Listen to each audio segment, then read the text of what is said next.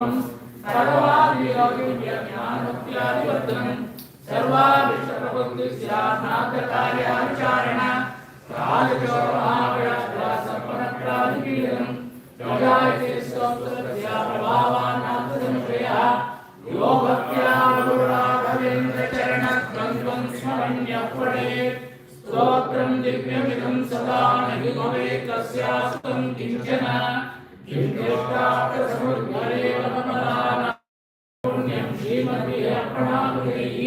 पूज्याय राघवेन्द्राय सत्यधर्मरताय च पूज्याय राघवेन्द्राय सत्यधर्मरताय च पूज्याय राघवेन्द्राय सत्यधर्मरताय च भजतां कल्पवृक्षाय नमतां कामधेनवे दूर्वादिध्वान्तरे वैष्णवे श्री राघवेन्द्र गुरवे नमो अत्यन्तदयानिधे मुकोऽप्यप्रसादेन मुकुन्दशयनायते राजराजायते नित्यो राघवेन्द्रं तमाश्रये आपादमौलिपर्यन्तं गुरूणाम् आकृतिं स्मरेत् तेन विघ्नाः प्रणश्यन्ति सिद्ध्यन्ति च मनोरथाः हरिः ओम्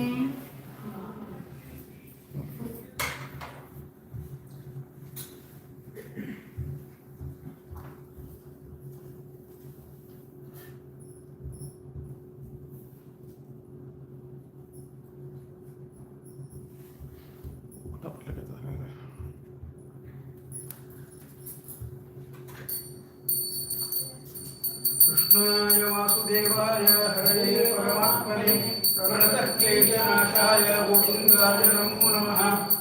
कृष्णाय वासुदेवाय देवकीनन्दनाय च नन्दगोपकुमाराय गोविन्दाय नमो नमः। प्रह्लादवरदस्वामी गोविन्द गोविन्द।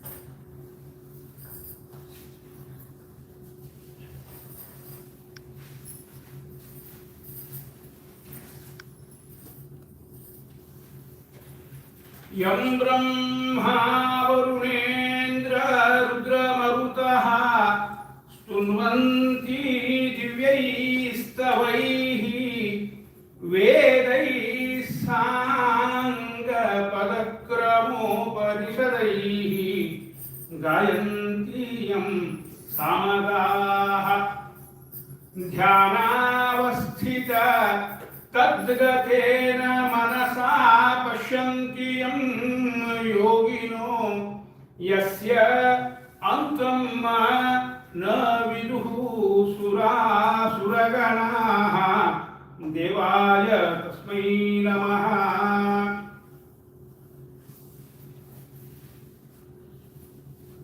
जन्माद्यस्य यत्वन्वयादितरतश्चर्थेष्वभिज्ञस्वराट् तेने ब्रह्म हृदायः आदिकवये मुह्यन्ति यं सूरयः तेजो वारिमृदां यथा विनिमयो यत्र त्रिसर्गो मृषा धाम्ना स्वेन सदा निरस्तकुहकं सत्यं परं धीमहि। तपस्वाध्याय शुश्रूषा कृष्ण पूजा रतं मुनिं विश्वेशम् इष्टदं वन्दे परिव्राट् चक्रवर्तिनं। श्री गुरुभ्यो नमः। हरिः ओम्।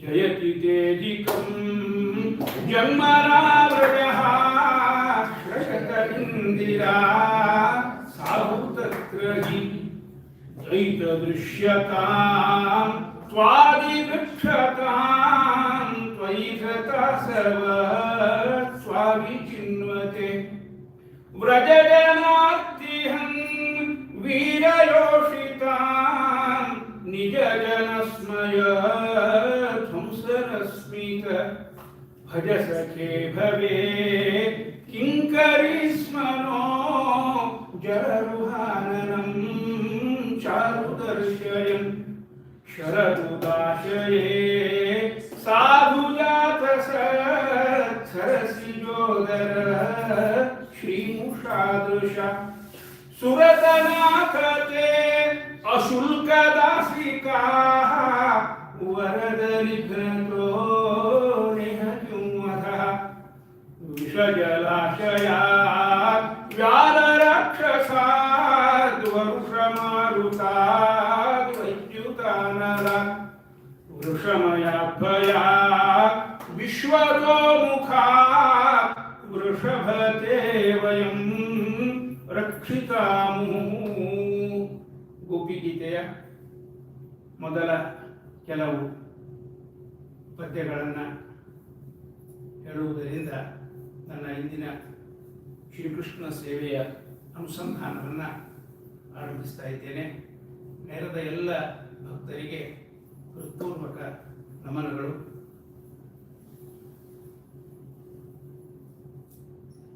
ಗೋಪಿ ಗೀತೆ ಅನ್ನೋದು ಸಂಸ್ಕೃತ ವಾಂಗ್ಮಯದಲ್ಲಿ ಒಂದು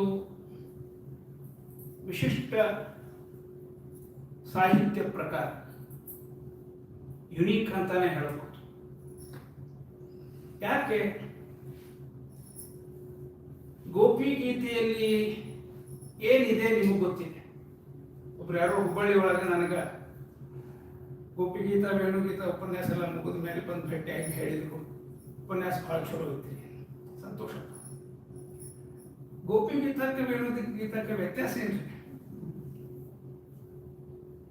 ಉಪನ್ಯಾಸ ಭಾಳ ಚಲೋ ಅದ ಅಂತ ಹೇಳಿ ಈ ಪ್ರಶ್ನೆ ಕೇಳ್ಯಾರ ಅಂದ್ರೆ ಎಷ್ಟು ಚಲೋ ಅದ ಉಪನ್ಯಾಸ ಅನ್ನೋದು ಒಂದು ಅಂದಾಜು ನನಗೆ ಬಂತು.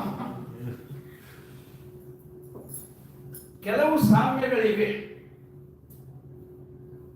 ಗೋಪಿ ಗೀತ ವೇಣುಗೀತ ಎರಡನ್ನೂ ಹಾಡಿದ ಮಹಾನುಭಾವರು ಗೋಪಿಕಾಸ್ತ್ರೀಯರು, ದೊಡ್ಡ ಭಕ್ತರು. ಒಂದೇ ನಂದವು ವ್ರಜಸ್ತ್ರೀಣಾಂ ಪಾದರೇಣು ಅಭೀಕ್ಷಣಶಃ. ಆ ಗೋಪಿಕಾಸ್ತ್ರೀಯರ ಪಾದ ಧೂಳಿಯನ್ನ ಶಿರಸ ಧಾರಣೆ ಮಾಡಿಕೊಂಡು ಬಂದೆ ಅಂತ ಹೇಳ್ತಾನ ಉದ್ಧವ. ಅವರಿಗೆ ಮೆಡಿಟೇಷನ್ ಕಲಿಸ್ಲಿಕ್ಕೆ ಹೋಗಿರ್ತಾನ. ಮುಂದೆ ಬರ್ತದ್ರಿ ಕಥೆ. ಅವರು ಬಹಳ ವರ್ಷ ಆಯ್ತು ಕೃಷ್ಣ ನಮ್ಮನ್ನು ಬಿಟ್ಟು ಹೋಗಿ. ಅದಕ್ಕೆ ಏನಾದ್ರೆ ಒಂಚೂರು ನೆನಪಾಗ್ತದೆ, ಯಾವಾಗ ನಮ್ಮ ಸಂಖ್ಯೆ ಆಟ ಆಡ್ತಿದ್ದ ಕೃಷ್ಣ. ಹೇ ಉದ್ಧವ ಅಂತಂದಾಗ ಅವ ಹೇಳ್ತಾನ, ಕೃಷ್ಣ ನಿಮ್ಮನ್ನು ಸಮಾಧಾನ ಮಾಡಬೇಕು ಅಂತ ಕಳಿಸ್ಯಾನ. ಅವನು ಗೊತ್ತದ ನೀವೆಷ್ಟು ತ್ರಾಸನಾಗ ಇದ್ದೀರಿ ಅಂತ. ಅದಕ್ಕೆ ನಾನು ಧ್ಯಾನದೊಳಗೆ ನಿಪುಣ, ನಿಮಗೆ ಸ್ವಲ್ಪ ಧ್ಯಾನದ ಪದ್ಧತಿ ಹೇಳ್ಕೊಟ್ಟು ಮನಸ್ಸಿಗೆ ಸಮಾಧಾನ ಕೊಡಬೇಕು ಅಂತ ಬಂದೀನಿ ಅಂತ ತನ್ನ ಇಂಟ್ರೊಡ್ಯೂಸ್ ಮಾಡ್ಬೋದಾನ ಉದ್ಧವ. ಇವರಿಗೆ ಧ್ಯಾನ ಕಲಿಸ್ಲಿಕ್ಕೆ ಹೋಗಿ ಇವರಿಂದ ಕಲಿತು ತಿರುಗ್ತಾನೆ. ವಿಸ್ತಾರದ ಸುಮ್ಮನೆ ನೆನಪಾಗ್ಯದ ಒಂಚೂರು ಹೇಳಿಬಿಡ್ತೀನಿ. ಎಲ್ಲರೂ ಕಣ್ಣು ಮುಚ್ಕೊಂಡು ಕೂಡ್ರಿ, ಧ್ಯಾನ ಕಲಿಸ್ತೀನಿ ಅಂತ. ಎಲ್ಲರೂ ಕಣ್ಣು ಮುಚ್ಕೊಂಡು ಕೂಡ್ತಾರೆ. ಆಮೇಲೆ ಇನ್ಸ್ಟ್ರಕ್ಷನ್ಸ್ ಕೊಡ್ಲಿಕ್ಕೆ ಶುರು ಮಾಡ್ತಾರೆ. ಅವರೊಂದು ಪ್ರಶ್ನೆ ಕೇಳ್ತಾರೆ, ಉದ್ಧವ, ಒಬ್ಬ ಮನುಷ್ಯಗ ಮನಸ್ಸುಗಳು ಎಷ್ಟಿರ್ತಾವ ಅಂತ ಕೇಳ್ತಾರೆ. ಎಷ್ಟಿರ್ತಾವ? ಒಂದೇ ಇರ್ತದ ಅಲ್ಲ, ಮತ್ತು ನಮ್ಮ ಮನಸ್ಸು ಅವನು ಹಿಂದೆ ಹೋಗಿಬಿಟ್ಟದೆ, ಯಾವ ಮನಸ್ಸಿಗೆ ಹೇಳಿಕತ್ತಿ ಅಂತ ಕೇಳ್ತಾರೆ. ಸಾಕಾಗಿ ನಮಸ್ಕಾರ ಹಾಕಿಬಿಡ್ತಾರೆ. ಧ್ಯಾನದ ಚರಮ ಸ್ಥಿತಿ, ಯಾವ ಧ್ಯಾನವನ್ನು ಅತ್ಯಂತ ಯಶಸ್ವಿಯಾಗಿ ಮಾಡಿದಾಗ ಹೋಗಿ ಪರಮಾತ್ಮನಲ್ಲಿ ಮನಸ್ಸು ನೆನೆಸಬೇಕು, ಆ ಸ್ಥಿತಿ ಅದಾಗಲೇ ಪ್ರಾಪ್ತ ಆಗಿಬಿಡ್ತದೆ. ಅದರಿಂದ ಉದ್ಧವ ಹೇಳ್ತಾನ, ನಂದವ್ರಜ ಸ್ತ್ರೀಣಾಂ ಪಾದರೇಣು. ಆ ಗೋಪಿಕಾ ಸ್ತ್ರೀಯರ ಪಾದದ ಧೂಳಿಯನ್ನ ಶಿರಸಾಧಾರಣೆ ಮಾಡಿಕೊಂಡು ಧನ್ಯ ಧನ್ಯ ಧನ್ಯ ಉದ್ಧವ ನೀ ಧನ್ಯ ಅಂತ ಅವರು ದರ್ಶನ ಮಾಡಿಕೊಂಡು ಮರಳಿದೆ ಅಂತ ಹೇಳ್ತಾರೆ. ಅಂಥ ಗೋಪಿಕಾ ಸ್ತ್ರೀಯರು ಕುಳಿತುಕೊಂಡು ಮಾತಾಡ್ಯಾರಿ. ಗೋಪಿ ಗೀತ ಅಂದ್ರೆ ಹೇಳಿದ್ದು ಅಂದದ್ದು, ಅದು ಪದ್ಯದ ರೂಪದೊಳಗದ. ಆದ್ದರಿಂದ ಗೀತದ ರೂಪದೊಳಗಾದ್ದರಿಂದ ಅದು ಗೋಪಿ ಗೀತ ಆಗಿದೆ. ಏನು ಗೋಪಿ ಗೀತ ಅಂದ್ರೆ ಗೋಪಿಯರು ಕೂತ್ಕೊಂಡು ಏನು ಮಾತಾಡ್ಯಾರ ಅದೇ ಗೋಪಿ ಗೀತ. ಏನ್ ಮಾತಾಡ್ಯಾರ, ಅದಕ್ಕೆ ಯಾಕೆ ಇಷ್ಟು ಮಹತ್ವ ಅಂದ್ರೆ ಅವರು ಕೃಷ್ಣನನ್ನ ನೆನೆದು ಅವನ ಅಗಲಿಕೆಯ ಶೋಕದ ವಿರಹದ ತಾಪದಿಂದ ದುಃಖಿಸ. ವೇದವ್ಯಾಸರು ಹೇಳ್ತಾರ, ಇಡೀ ನಮ್ಮ ಅಧ್ಯಾತ್ಮ ಸಾಹಿತ್ಯದೊಳಗ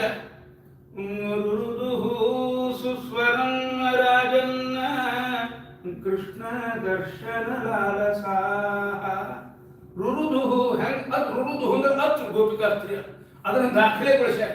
ಹೆಂಗ್ ಅತ್ರು ಗೋಪಿಕಾಸ್ತ್ರೀಯರು ಇದನ್ನು ದಾಖಲೆಗೊಳಿಸ್ಯಾರ, ಅದೇ ಗೋಪಿ ಗೀತ ಅಲ್ರಿ. ಹೆಂಗ್ ಅತ್ರು ಅದಕ್ಕೊಂದು ವಿಶೇಷಣ ಹೇಳ್ತಾರೆ. ಸುಸ್ವರಂ ರುರುದುಹು, ಸುಸ್ವರವಾಗಿ ಹಾಡೋದು ಕೇಳಿ ಬರುತ್ತೆ. ಸುಸ್ವರವಾಗಿ ಅತ್ರು ಅಂತ ಹೇಳ್ತಾರೆ ವೇದವ್ಯಾಸ. ಸುಸ್ವರಂ ರುರುದುಹು ಇದು ಒಂದೇ, ನಿಮಗೆ ಬೇರೆ ಎಲ್ಲೆಲ್ಲೂ ಹತ್ತದಕ್ಕಿಂತ ವಿಶೇಷಣ ನಿಮಗೆ ಬೇರೆ ಎಲ್ಲೂ ಸಿಗುವುದಿಲ್ಲ.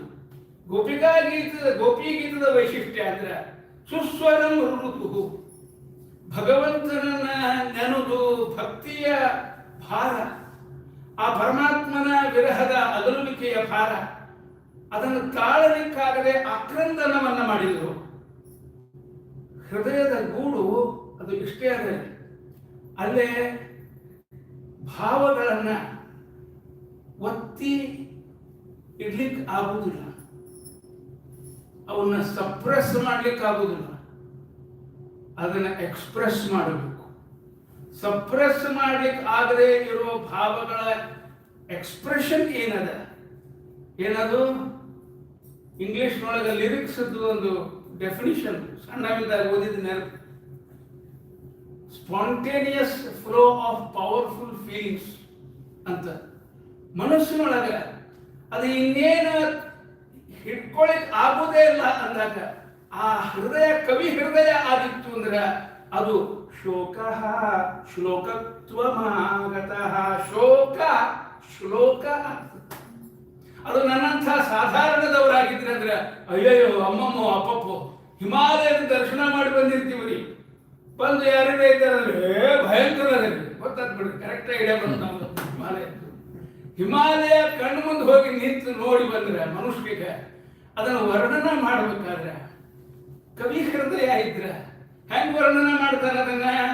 ಅತ್ಯುತ್ತರಸ್ಯಾಂ ದಿಶಿ ದೇವರಾತ್ಮ ಹಿಮಾಲಯೋ ನಾಮ ನಗಾಧಿರಾಜಃ ಪೂರ್ವಾಪರೌ ತೋಯವಿಧೀವದಾಹ್ಯ ಸ್ಥಿತ ಪೃಥಿವ್ಯಾ ಇವ ಮಾನದಂಡಃ.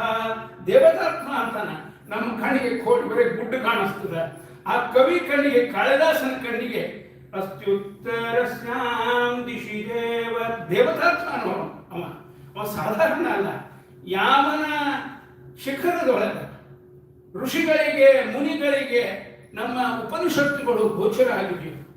ಎಲ್ಲಿ ಕೂತ್ಕೊಂಡು ವೇದವ್ಯಾಸರು ಪುರಾಣಗಳನ್ನು ಬರೆದಿದ್ದಾರೋ, ಎಲ್ಲೇ ನಮ್ಮ ಎನ್ಲೈಟೆಂಡ್ ಮಾಸ್ಟರ್ಸ್ ಯಾರಿಗೆ ಭೂತ ಭವಿಷ್ಯತ್ ವರ್ತಮಾನಗಳ ಜ್ಞಾನ ಅಲ್ಲಿ ಗೋಚರ ಆಗಿತ್ತು, ಅಂಥ ಸ್ಥಾನ ಅದು ಸಾಧಾರಣ ಗುಡ್ಡ ಆಗಿರ್ಲಿಕ್ಕೆ ಶಕ್ತಿಲ್ಲ, ಅದು ದೇವತಾತ್ಮ. ಇದು ಕವಿ ಹೃದಯ ಆಯಿತು. ಇಲ್ಲೇ ಗೋಪಿಕಾ ಸ್ತ್ರೀಯರು ತಾವು ಅನುಭವಿಸಿರ್ತಕ್ಕಂಥ ಕೃಷ್ಣನ ಸಾಮೀಪ್ಯ, ಅವನ ಪ್ರೀತಿ, ಅವನಲ್ಲಿ ಇವರಿಗಿಟ್ಟು ಭಕ್ತಿ, ಇದನ್ನ ಹಾಡಿ ಪಾಡಿ ಕೊಂಡಾಡಿ ಧನ್ಯರಾಗಿದ್ದಾರೆ. ಅದೇ ಗೋಪಿಗೀತ ಗೋಪಿಗೀತ ಅಂತ ಹೆಸರುವಾಸಿಯಾಗಿದೆ. ಇಂಥ ಸಾಹಿತ್ಯ ಇಲ್ಲೇ ಇಲ್ಲ ಅಂತ ಹೇಳಲಾರೆ ನಾನು, ಆದ್ರೆ ಬೆರಳೆಣಿಕೆ ಮೇಲೆ ಎನಿಸಬಹುದು. ಅಲ್ಲೊಂದರೆ ಎಲ್ಲದ ವಾಲ್ಮೀಕಿ ರಾಮಾಯಣ ಹುಟ್ಟುವುದಕ್ಕಿಂತ ಪೂರ್ವದಲ್ಲೇ ಆ ಯತ್ಕ್ರೌಂಚ ಮಿಥುನಾದೇಕಂ ಅವಧೀಹಿ ಕಾಮಮೋಹಿತಂ ಮಾನಿಷಾದ ಪ್ರತಿಷ್ಠಾಂ ತ್ವಂ ಅಗಮಃ ಶಾಶ್ವತೀ ಸಮಾಹ ಯತ್ಕ್ರೌಂಚ ಮಿಥುನಾದೇಕಂ ಅವಧೀಹಿ ಕಾಮಮೋಹಿತಂ. ಒಬ್ಬ ಬ್ಯಾಕ್ರಮ ಬಂದು ಅಲ್ಲಿ ಗಿಡದ ಮೇಲೆ ಕೂತಿದ್ದು ನೋಡ್ರಿ ಎರಡು ಪಕ್ಷಿ, ಗಂಡು ಹೆಣ್ಣು, ಒಂದನ್ನೊಂದು ರಂಬಿಸ್ತಾ ಚುಂಬಿಸ್ತಾ ಸವಿ ಮಾತುಗಳನ್ನಾಡ್ತಾ ಕೂತಿದ್ದು. ಬಂದು ಬಿಲ್ ತೆಗೆದ, ಬಾಣ ಬಿಟ್ಟ. ಆ ಗಂಡು ಪಕ್ಷಿಗೆ ಬಾಣ ಬಿಟ್ರ, ಅದು ಕೆಳಗೆ ಬಿದ್ದು ಉರುಳಿ ಸತ್ತು ಹೋಯ್ತು. ನೋಡ್ತಾ ಕುಳಿತಿರ್ತಕ್ಕಂಥ ಆ ಹೆಣ್ಣು ಪಕ್ಷಿ ಮಮ್ಮಲ ಮರಗಿತ್ತು. ಎಲ್ಲ ಪಾಪಿ, ನಿನಗೆ ಬ್ಯಾಟಿ ಆಡ್ಲಿಕ್ಕೆ ನನ್ನ ಪತಿನೇ ಸಿಕ್ಕನ ಹೆಂಗ? ಎಲ್ಲ ಮನ್ಯಾಗ ಹೆಂಡತಿ ಸಂತಿ ಜಗಳಾಡ್ ಬಂದಿದ್ನು ಏನೋ ಬ್ಯಾಡ್ರವ. ಅವ ಗಂಡು ಪಕ್ಷಿಗೆ ಬಾಣ ಬಿಟ್ಟು ಕೂಡಲೇ ಈ ಮುನಿ ಹೃದಯ ಮಮ್ಮಲ ಮರಗಿ ಅವನಿಗೆ ಶಾಪ ಕೊಡ್ತು. ಹೆಂಗ ಶಾಪ ಕೊಡ್ತೀರಿ ಅಂದ್ರ ಶೋಕ ಶ್ಲೋಕತ್ವ ಶೋಕ ಶ್ಲೋಕ ಆಗಿ ಬರ್ತದೆ. ಅದೇ ರಾಮಾಯಣ. ಮಾನಿಧಾರ ಪ್ರತಿಷ್ಠಾಂ ತ್ವಂ ಅಗಮಃ ಶಾಶ್ವತೀ ಸಮಾಹ ಶಾಶ್ವತೀ ಸಮಾಹ ಪ್ರತಿಷ್ಠಾಂ ಮಾಗಮಃ ಹೇ ನಿಷಾದ ಅಂತ ಶಾಪ ಕೊಡ್ತಾ ಇದ್ದಾನೆ. ಯಾಕ ಮಿಥುನಾರೇಕಂ ಅವಧೀಹಿ ಕಾಮಮೋಹಿತಂ. ಅಲ್ಲಿಂದ ಆ ಆದಿಕಾವ್ಯ ಆರಂಭವಾಗ್ತಾ ಇದೆ. ಇದು ಒಂದು ದೃಷ್ಟಾಂತ. ಇನ್ನೊಂದು ದೃಷ್ಟಾಂತ ನಮ್ಮ ಆಚಾರ ಬಂದಾರ, ನಮ್ಮ ಸಹಪಾಠಿಗಳು ಅಲ್ಲದೆ ಇದ್ರು, ನಮ್ಮ ಒಂದೇ ಗುರುಕುಲದೊಳಗೆ ಓದ್ದವರು. ಅವ್ರನ್ನ ನೋಡ್ತಾ ನೆನಪಿಗೆ ಬಂತು ನನಗೆ ರಘುವಂಶದೊಳಗಿನ ಒಂದು ಪ್ರಸಂಗ, ಬಹಳ ಮಾರ್ಮಿಕ ಪ್ರಸಂಗ. ಒಬ್ಬವ ರಾಜ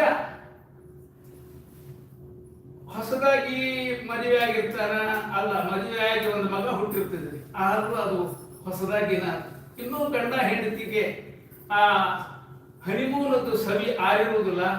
ಉದ್ಯಾನವನಕ್ಕೆ ವಿಹಾರಕ್ಕೆ ಬಂದಿರ್ತಾರೆ. ಒಬ್ಬರನ್ನೊಬ್ಬರು ಪ್ರೀತಿಯಿಂದ, ಒಂದು ಕಡೆಗೆ ಒಬ್ಬ ಸಾಹಿತ್ಯ ಹೇಳ್ತಾನೆ, ಪ್ರೇಮಿಗಳ ಸುಮಾತಿನೊಳಗ ಬ್ರಹ್ಮಾನಂದದ ಅನುಭೂತಿ ಅದ ಅಂತ ಹೇಳ್ತಾನೆ. ಅಷ್ಟು ಸರಸವಾಗಿ ಒಬ್ಬರಿಗೊಬ್ಬರು ಮಾತನಾಡ್ತಾ ಆನಂದಿಸ್ತಾ ಕುಳಿತುಕೊಂಡಿರ್ತಾಳೆ. ಅವಳಿಗೆ ಆನಂದದ ಉನ್ಮಾದ ತಡಿಲಿಕ್ಕಾಗುವುದಿಲ್ಲ.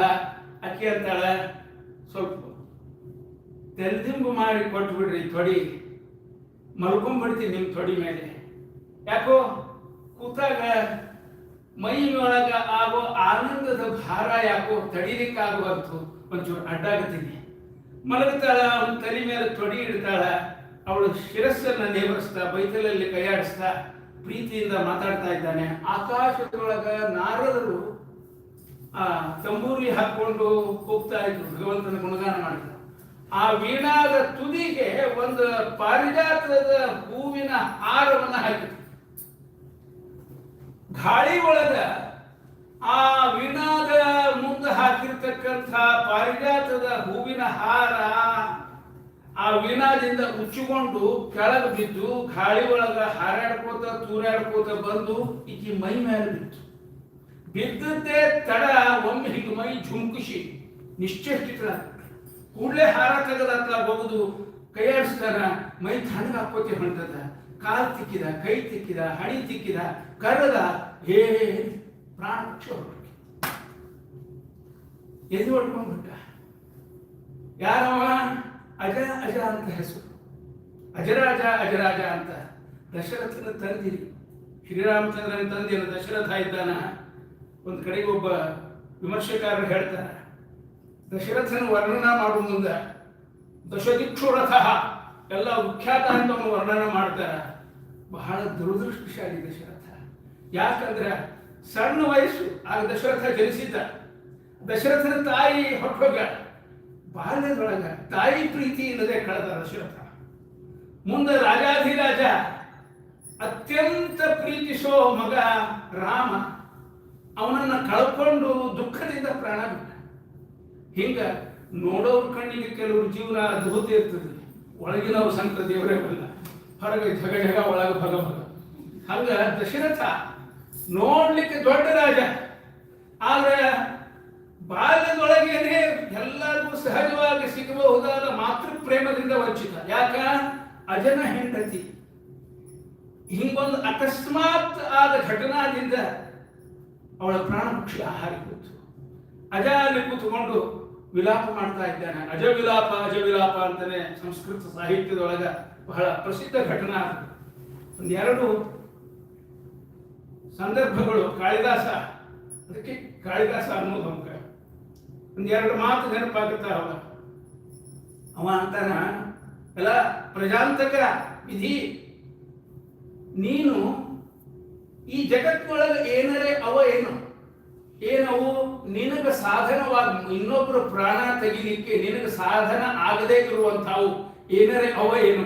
ಯಾಕ ಒಂದು ಹೂ ಸಹಿತ ಪ್ರಾಣ ತೆಗಿಬೇಕಾದ್ರೆ ಈ ಜಗತ್ತಿನೊಳಗೆ ಏನೇನೇ ವಸ್ತು ಅದ ಏನು ಪ್ರಾಣ ಹೋಗುದಿಲ್ಲಪ್ಪ ಇದನ್ನು ಮುಟ್ಟಿದ್ರ ಅನ್ನುವಂಥವು ಏನಾರೇ ಅವನ ಹೆಂಗ ಅಂತ ಕೇಳ್ತಾನ. ಆ ಅಜನ ವಿಲಾಪವನ್ನ ಎಷ್ಟು ಮರ್ಮ ಭೇದಕವಾಗಿ ಹೃದಯವಾಗಿ ಕಾಳಿದಾಸ ಬಣ್ಣಿಸಿದ್ದಾನೆ. ಮತ್ತೊಂದು ಮಾತು ಹೇಳ್ತಾನ, ಯಾವುದು ಅತ್ಯಂತ ಮೃದು ವಸ್ತು ಇರ್ತದೋ ಅದರ ಪ್ರಾಣ ಹೋಗುವುದು ಇನ್ನೊಂದು ಮೃದು ವಸ್ತುವಿನಿಂದಲೇ. ಇದು ಎಂಥ ವಿಚಿತ್ರ ಇದು. ಇವಳು ನನ್ನ ಹೆಂಡತಿ ಸುಕುಮಾರಿಯರಲ್ಲಿ ಸುಕುಮಾರಿ, ಅವಳು ಅಪ್ಸರ ಸ್ತ್ರೀ, ಅವಳು ಅಂಥವಳು ಪ್ರಾಣ ಹೋಗಿದ್ಯಾವುದರಿಂದ ಇಂಥ ಮೃದುವಾದ ಶರೀರವುಳ್ಳಂಥ ಈ ನನ್ನ ಹೆಂಡತಿಯ ಪ್ರಾಣ ಹೋಗ್ಲಿಕ್ಕೆ ಅದಕ್ಕಿಂತಲೂ ಮೃದುವಾಗಿರ್ತಕ್ಕಂಥ ಒಂದು ಹೂವು, ಪಾರಿಜಾತ ಹೂವು, ಮೃದು ವಸ್ತುವಿನಿಂದಲೇ ಮೃದು ವಸ್ತುವನ್ನು ಸಂಹಾರ ಮಾಡತಕ್ಕಂಥ ವಿಧಿ ನೀನು ಅಂತ ಆಕ್ರೋಶ ಮಾಡ್ತಾ ಇದ್ದಾನೆ.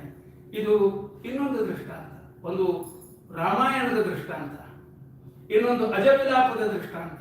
ಹಿಂಗೆ ಕೆಲವು ದೃಷ್ಟಾಂತಗಳು you can count them on your finger tips.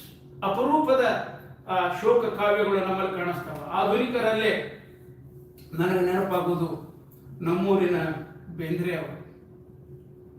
ಎಷ್ಟು ಅಪರೂಪ ಕಾವ್ಯ ಬರ್ತಾರ.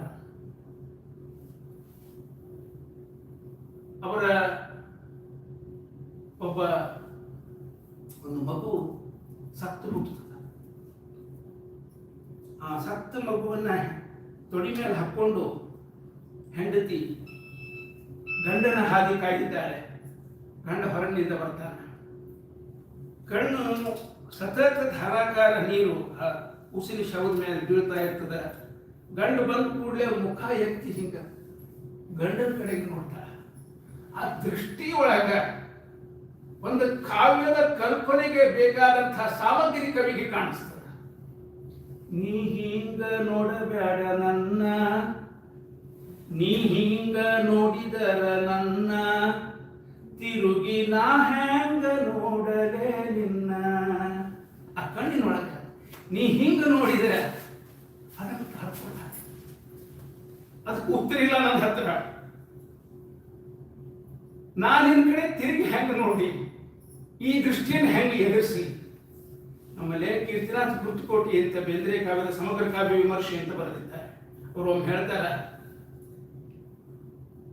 ಈ ಸಾಲುಗಳಿಗೆ ವಿಮರ್ಶೆ ಬರೀಲಿಕ್ಕೆ ಹೊರಟ ನನ್ನ ಪೆನ್ನು ಅಲ್ಲೇ ನಿಂತು ಹೋತು. ಈ ಸಾಲುಗಳನ್ನು ಬೇರೆ ಯಾವ ಶಬ್ದದಿಂದ ಇದರ ಅರ್ಥ ವಿವರಣೆ ಮಾಡಲಿ ನಾನು. ಎಷ್ಟು ಸಶಕ್ತ ಕಾವ್ಯ ಇದು ಅಂದ್ರೆ, ಈ ಎರಡು ಸಾಲಿನೊಳಗೆ ತುಂಬಿದ ಭಾವ ನಾ ಏನು ಬರುದ್ರೂ ನಾ ಸರಿಯಾಗಿ ಹೇಳಲಿಲ್ಲ ಅನಿಸುವಂಥದ್ದು. ಪೆನ್ನಿನ ಟೋಪನ್ ಅದರೊಳಗೆ ಹಾಕಿದೆ, ಪೆನ್ ಮುಚ್ಚಿಟ್ಟೆ, ಆ ಸಾಲು ನಿಟ್ಟಿಸಿಗೋತ ದಳ ದಳ ದಳ ದಳ ಕಣ್ಣಾಗಿ ನೀರು ಹೋತು. ಇಷ್ಟೇ ನನ್ನ ವಿಮರ್ಶೆ ಬರ ಈ ಕವನತೆ ಅಂತ ಹೇಳ್ತಾರೆ. ಅಂದ್ರೆ ಒಂದು ಭಾವ, ಅದರ ಆವಿರ್ಭಾವ ಸಶಕ್ತವಾಗಿ ಆಗಬೇಕಾದ್ರೆ ಬಹಳ ದೊಡ್ಡ ಕವಿ ಇರಬೇಕಾದ. ದೊಡ್ಡ ಕವಿ ಹೃದಯದಿಂದ ಮಾತ್ರ ಅಂತ ಒಂದು ಕೃತಿ ನಿರ್ಮಾಣ ಸಾಧ್ಯ. ಪ್ರಕೃತದಲ್ಲಿ ಗೋಪಿಕಾ ಸ್ತ್ರೀಯರು ಕೂತುಕೊಂಡು ಮಾತಾಡ್ಯಾರ. ಏನು ಮಾತಾಡ್ಯಾರ ಅಂದ್ರೆ, ಅವ ಕೃಷ್ಣ ಎಷ್ಟು ಸೊಗಸಾಗಿ ಅದನ್ನ ಹೇಳ್ಕೊತ ಹೇಳುವಾಗ ಒಂದೊಂದು ಹೇಳ್ತೀನಿ. ಬೈದು ಬೈದು ಅವನ ನೆನೆಸ್ಯಾರ.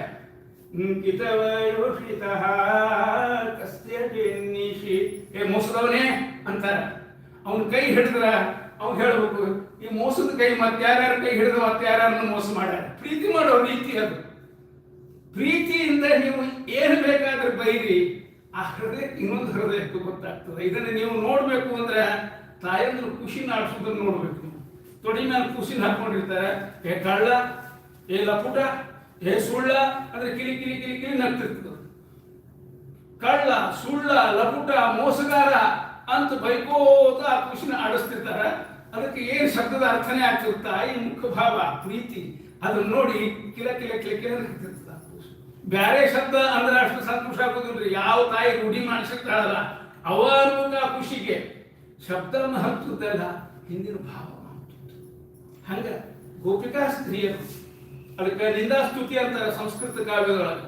ಕಸ್ವಧ್ವನಿ ವಿವೇಕಸ್ತೆ ಪಾಪಿನೋ ನಯಸೇ ದಿವಂ. ಒಬ್ಬ ಕವಿ ಹೇಳ್ತಾನೆ, ಗಂಗೆಯನ್ನು ಕುರಿತು ಹೇಳ್ತಾ ಇದ್ದಾನೆ, ಹೇ ಗಂಗೆ, ಹೇ ಸ್ವಧ್ವನಿ, ಕಹಾ ವಿವೇಕ ಹಾತೆ, ಏನು ಅವಿವೇಕಿ ಇದ್ದೀವ ನೀನು ಅಂತ. ಅಲ್ಲ, ಗಂಗಾಗ ಅವಿವೇಕಿ ಅಂತ ಬೈಲಿಕತ್ತಾನ ಅಂದ್ರೆ ಹೌದು, ಮತ್ತ ಅವಿವೇಕಿ ನೀನು. ಪಾಪಿನೋ ನಯಸೇ ದಿವಂ, ಎಂತೆಂಥ ಪಾಪ ಮಾಡಿರ್ತಾರ ಅವರೆಲ್ಲ ಹೋಗಿ ಅಲ್ಲೇ ಗಂಗಾದಾಗ ಸ್ನಾನ ಮಾಡಿ ಉತ್ತಮ ಲೋಕಗಳಿಗೆ ಪ್ರಯಾಣ ಮಾಡ್ತಾ ಇದ್ದಾರೆ.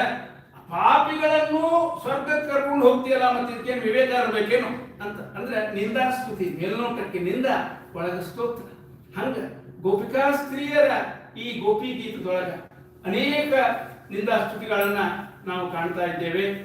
ಜಯತಿ ತೇಜಿಕಂ ಜನ್ಮನಾವ್ರಜಃ ಶ್ರಯತ ಇಂದಿರಾ ಸಾಧು ತತ್ರ ಹಿ. ಅಧಿಕಂ ಜಯತಿ ತೇಜನ್ಮನ ಪ್ರಜಃ. ಯಾಕ? ಇಂದಿರಾ ಸಾಧು ತತ್ರ ವಸತಿ. ಯಾಕ ಈ ಗೋಪಿ ಗೀತ ಇಷ್ಟು ಮಹತ್ವ ಅಂದ್ರ ಭಕ್ತರು ಭಗವಂತನ ನೆನೆದಾರ ಅಷ್ಟ ಅಲ್ಲ, ಹೆಂಗ ನೆನಿಬೇಕು ಹಂಗ ನೆನೆದಾರ, ಶಾಸ್ತ್ರೋಕ್ತವಾಗಿ ನೆನೆದಾರ. ಏನ್ರಿ ಹಿಂಗ ಶಾಸ್ತ್ರೋಕ್ತವಾಗಿ ಭಗವಂತನ ನೆನೆಸುವ ಒಂದು ರೀತಿ ಬೇರೆ ಇರ್ತದ? ಹೌದು ಅಂತ ಗೋಪಿಕಾ ಸ್ತ್ರೀಯರನ್ನು ಕೇಳಿ. ಶ್ರಯತ ಇಂದಿರಾ ಸಾಧು ತತ್ರ ಹಿ. ಅಲ್ಲೇ ಗೋಕುಲದೊಳಗ ವೃಂದಾವನದೊಳಗ ಸಾಧು ತತ್ರ ಲಕ್ಷ್ಮೀದೇವಿ ಬಹಳ ಚೆನ್ನಾಗಿ ವಾಸ ಮಾಡ್ತಾ ಇದ್ದಾಳೆ. ಹೋಗಿರೇನು ವೃಂದಾವನಕ್ಕೆ? ನಾವು ಹೋಗಿದ್ವಿ. ಅಲ್ಲೇ ಗಿಡಗಳು ಅವನ್ನ ಮುಟ್ಟಿ ಮುಟ್ಟಿ ನಮಸ್ಕಾರ ಮಾಡಿ ಬಂದೀವಿ. ಯಾಕಂದ್ರೆ ಅವೆಲ್ಲ ಗೋಪಿಕಾ ಸ್ತ್ರೀಯರು ಅಂತ ಹೇಳ್ತಾರೆ. ಅಲ್ಲೊಂದು ಕೋಳಿ ತೋರಿಸ್ತಾರೆ. ರಾತ್ರಿ ಹೊತ್ತು ಬಂದು ಸಾಕಷ್ಟು ಖಾದ್ಯಗಳನ್ನ ಮಾಡಿ ಇಡೀ ರೂಮ್ ತುಂಬಿ ಕಿಲಿ ಹಾಕಿಬಿಡ್ತಾರೆ. ಹೊರಗಿನಿಂದ ನಮಸ್ಕಾರ ಮಾಡಿ ಹೋಗ್ತಾರೆ. ಮರುದಿವಸ ಮುಂಜಾನೆ ಬಂದು ನೋಡಿದ್ರೆ ಎಲ್ಲ ಆಹಾರ ಪದಾರ್ಥ ಚೆಲ್ಲ ಪಿಲಿ ಆಗಿರ್ತಾವ. ಗೋಪಿಕಾ ಸ್ತ್ರೀಯರು ಕೃಷ್ಣಗ ಉಣಿಯಾರ ಅಂತ ಭಾವನೆ. ಇವತ್ತಿಗೂ ಎಷ್ಟು ಜಾಗೃತದ ಅಲ್ಲಿ ಭಾವನಾ ಅಂದ್ರೆ, ರಸ್ತಾದೊಳಗ ಹೈವೇ ಒಳಗೆ ನೀವು ಹೋಗು ಮುಂದ ಆಕಳುಗಳು ಮಲಗಿಬಿಟ್ಟಿರ್ತಾವ. ಆ ಕಡೆಯಿಂದ ಈ ಕಡೆ ನಟ್ಗಳು ಯಾರ್ಯಾರು ಅವನು ಹೊಡೆಯುವುದಿಲ್ಲ, ಅವನು ಎಬ್ಸುವುದಿಲ್ಲ, ಹೀಗ ರೌಂಡ್ ಹಾಕೊಂಡು ಹೋಗ್ತಾರೆ. ನವಿಲುಗಳನ್ನು ಕಾಣ್ತೀವಿ, ಆಕಳುಗಳನ್ನು ಕಾಣ್ತೀವಿ. ಅಲ್ಲಿ ವಿದೇಶದಿಂದ ಬಂದು ಅಲ್ಲಿ ವಾಸ ಮಾಡ್ಕೊಂಡಿದ್ದಾರೆ. ಈ ವ್ರಜಭೂಮಿ ಒಳಗ ಕೃಷ್ಣ ನಮಗ ಅನುಭವಕ್ಕೆ ಬರ್ತಾ ಅನ್ನುವಂಥ ಮಾತನ್ನು ಹೇಳ್ತಾರೆ. ಶ್ರಯತ ಇಂದಿರಾ ಸಾಧು ತತ್ರ. ತತ್ರ ಆ ಇಂದಿರಾದೇವಿ ಲಕ್ಷ್ಮೀದೇವಿ ಅಲ್ಲೇ ವಾಸ ಮಾಡ್ತಾ ಇದ್ದಾಳೆ. ಯಾಕ ಅಂದ್ರ ಎಲ್ಲಿ ಭಗವಂತ ವಾಸ ಮಾಡ್ತಾನ, ಎಲ್ಲಿ ಅವ ನಿತ್ಯ ಸನ್ನಿಹಿತನಾಗಿರ್ತಾನ, ಅಲ್ಲೇ ನಾನು ಇದ್ದು ಅವನ ಸೇವಾ ಮಾಡಬೇಕು ಅಂತ ಲಕ್ಷ್ಮೀದೇವಿಯಲ್ಲಿ ಬಂದು ವಾಸವಾಗಿದ್ದಾರೆ. ದೈತ ದೃಶ್ಯತಾಂ ತ್ವಾದಿ ದೃಕ್ಷತಾಂ ತ್ವೈಧೃತಾಸವಃ ತ್ವಾವಿ ಚಿನ್ವತೆ. ಹುಡುಕ್ತಾರಂತ ಗೋಪಿಕಾ ಸ್ತ್ರೀಯರು ಅಲ್ಲಿ ಶ್ರೀಕೃಷ್ಣ ಪರಮಾತ್ಮನನ್ನ.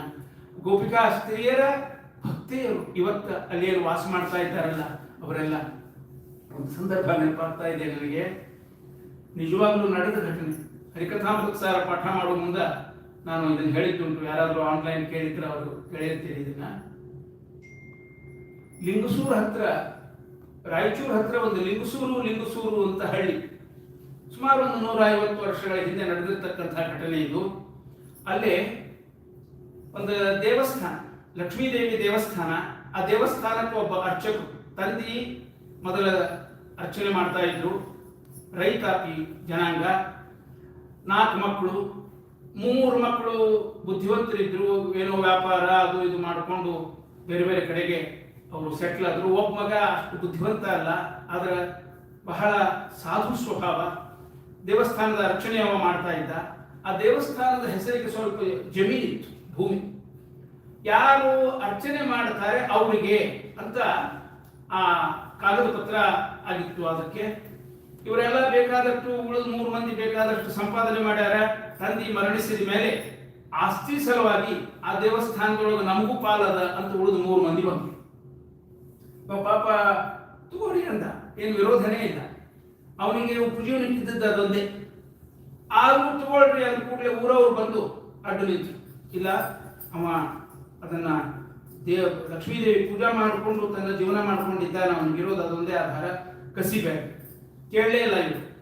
ಆಮೇಲೆ ಇವನ ಪರವಾಗಿ, ಅರ್ಚಕನ ಪರವಾಗಿ ಊರ ಜನತೆ ಕೋರ್ಟ್ಗೆ ಕೇಸ್ ಹಾಕಿ, ಇದನ್ನು ತಗೊಳ್ಳೋ ಹಂಗಿಲ್ಲ, ಪೂಜೆ ಮಾಡೋ ಹೆಸರೆಲ್ಲ ಇರಬೇಕು ಅಂತ.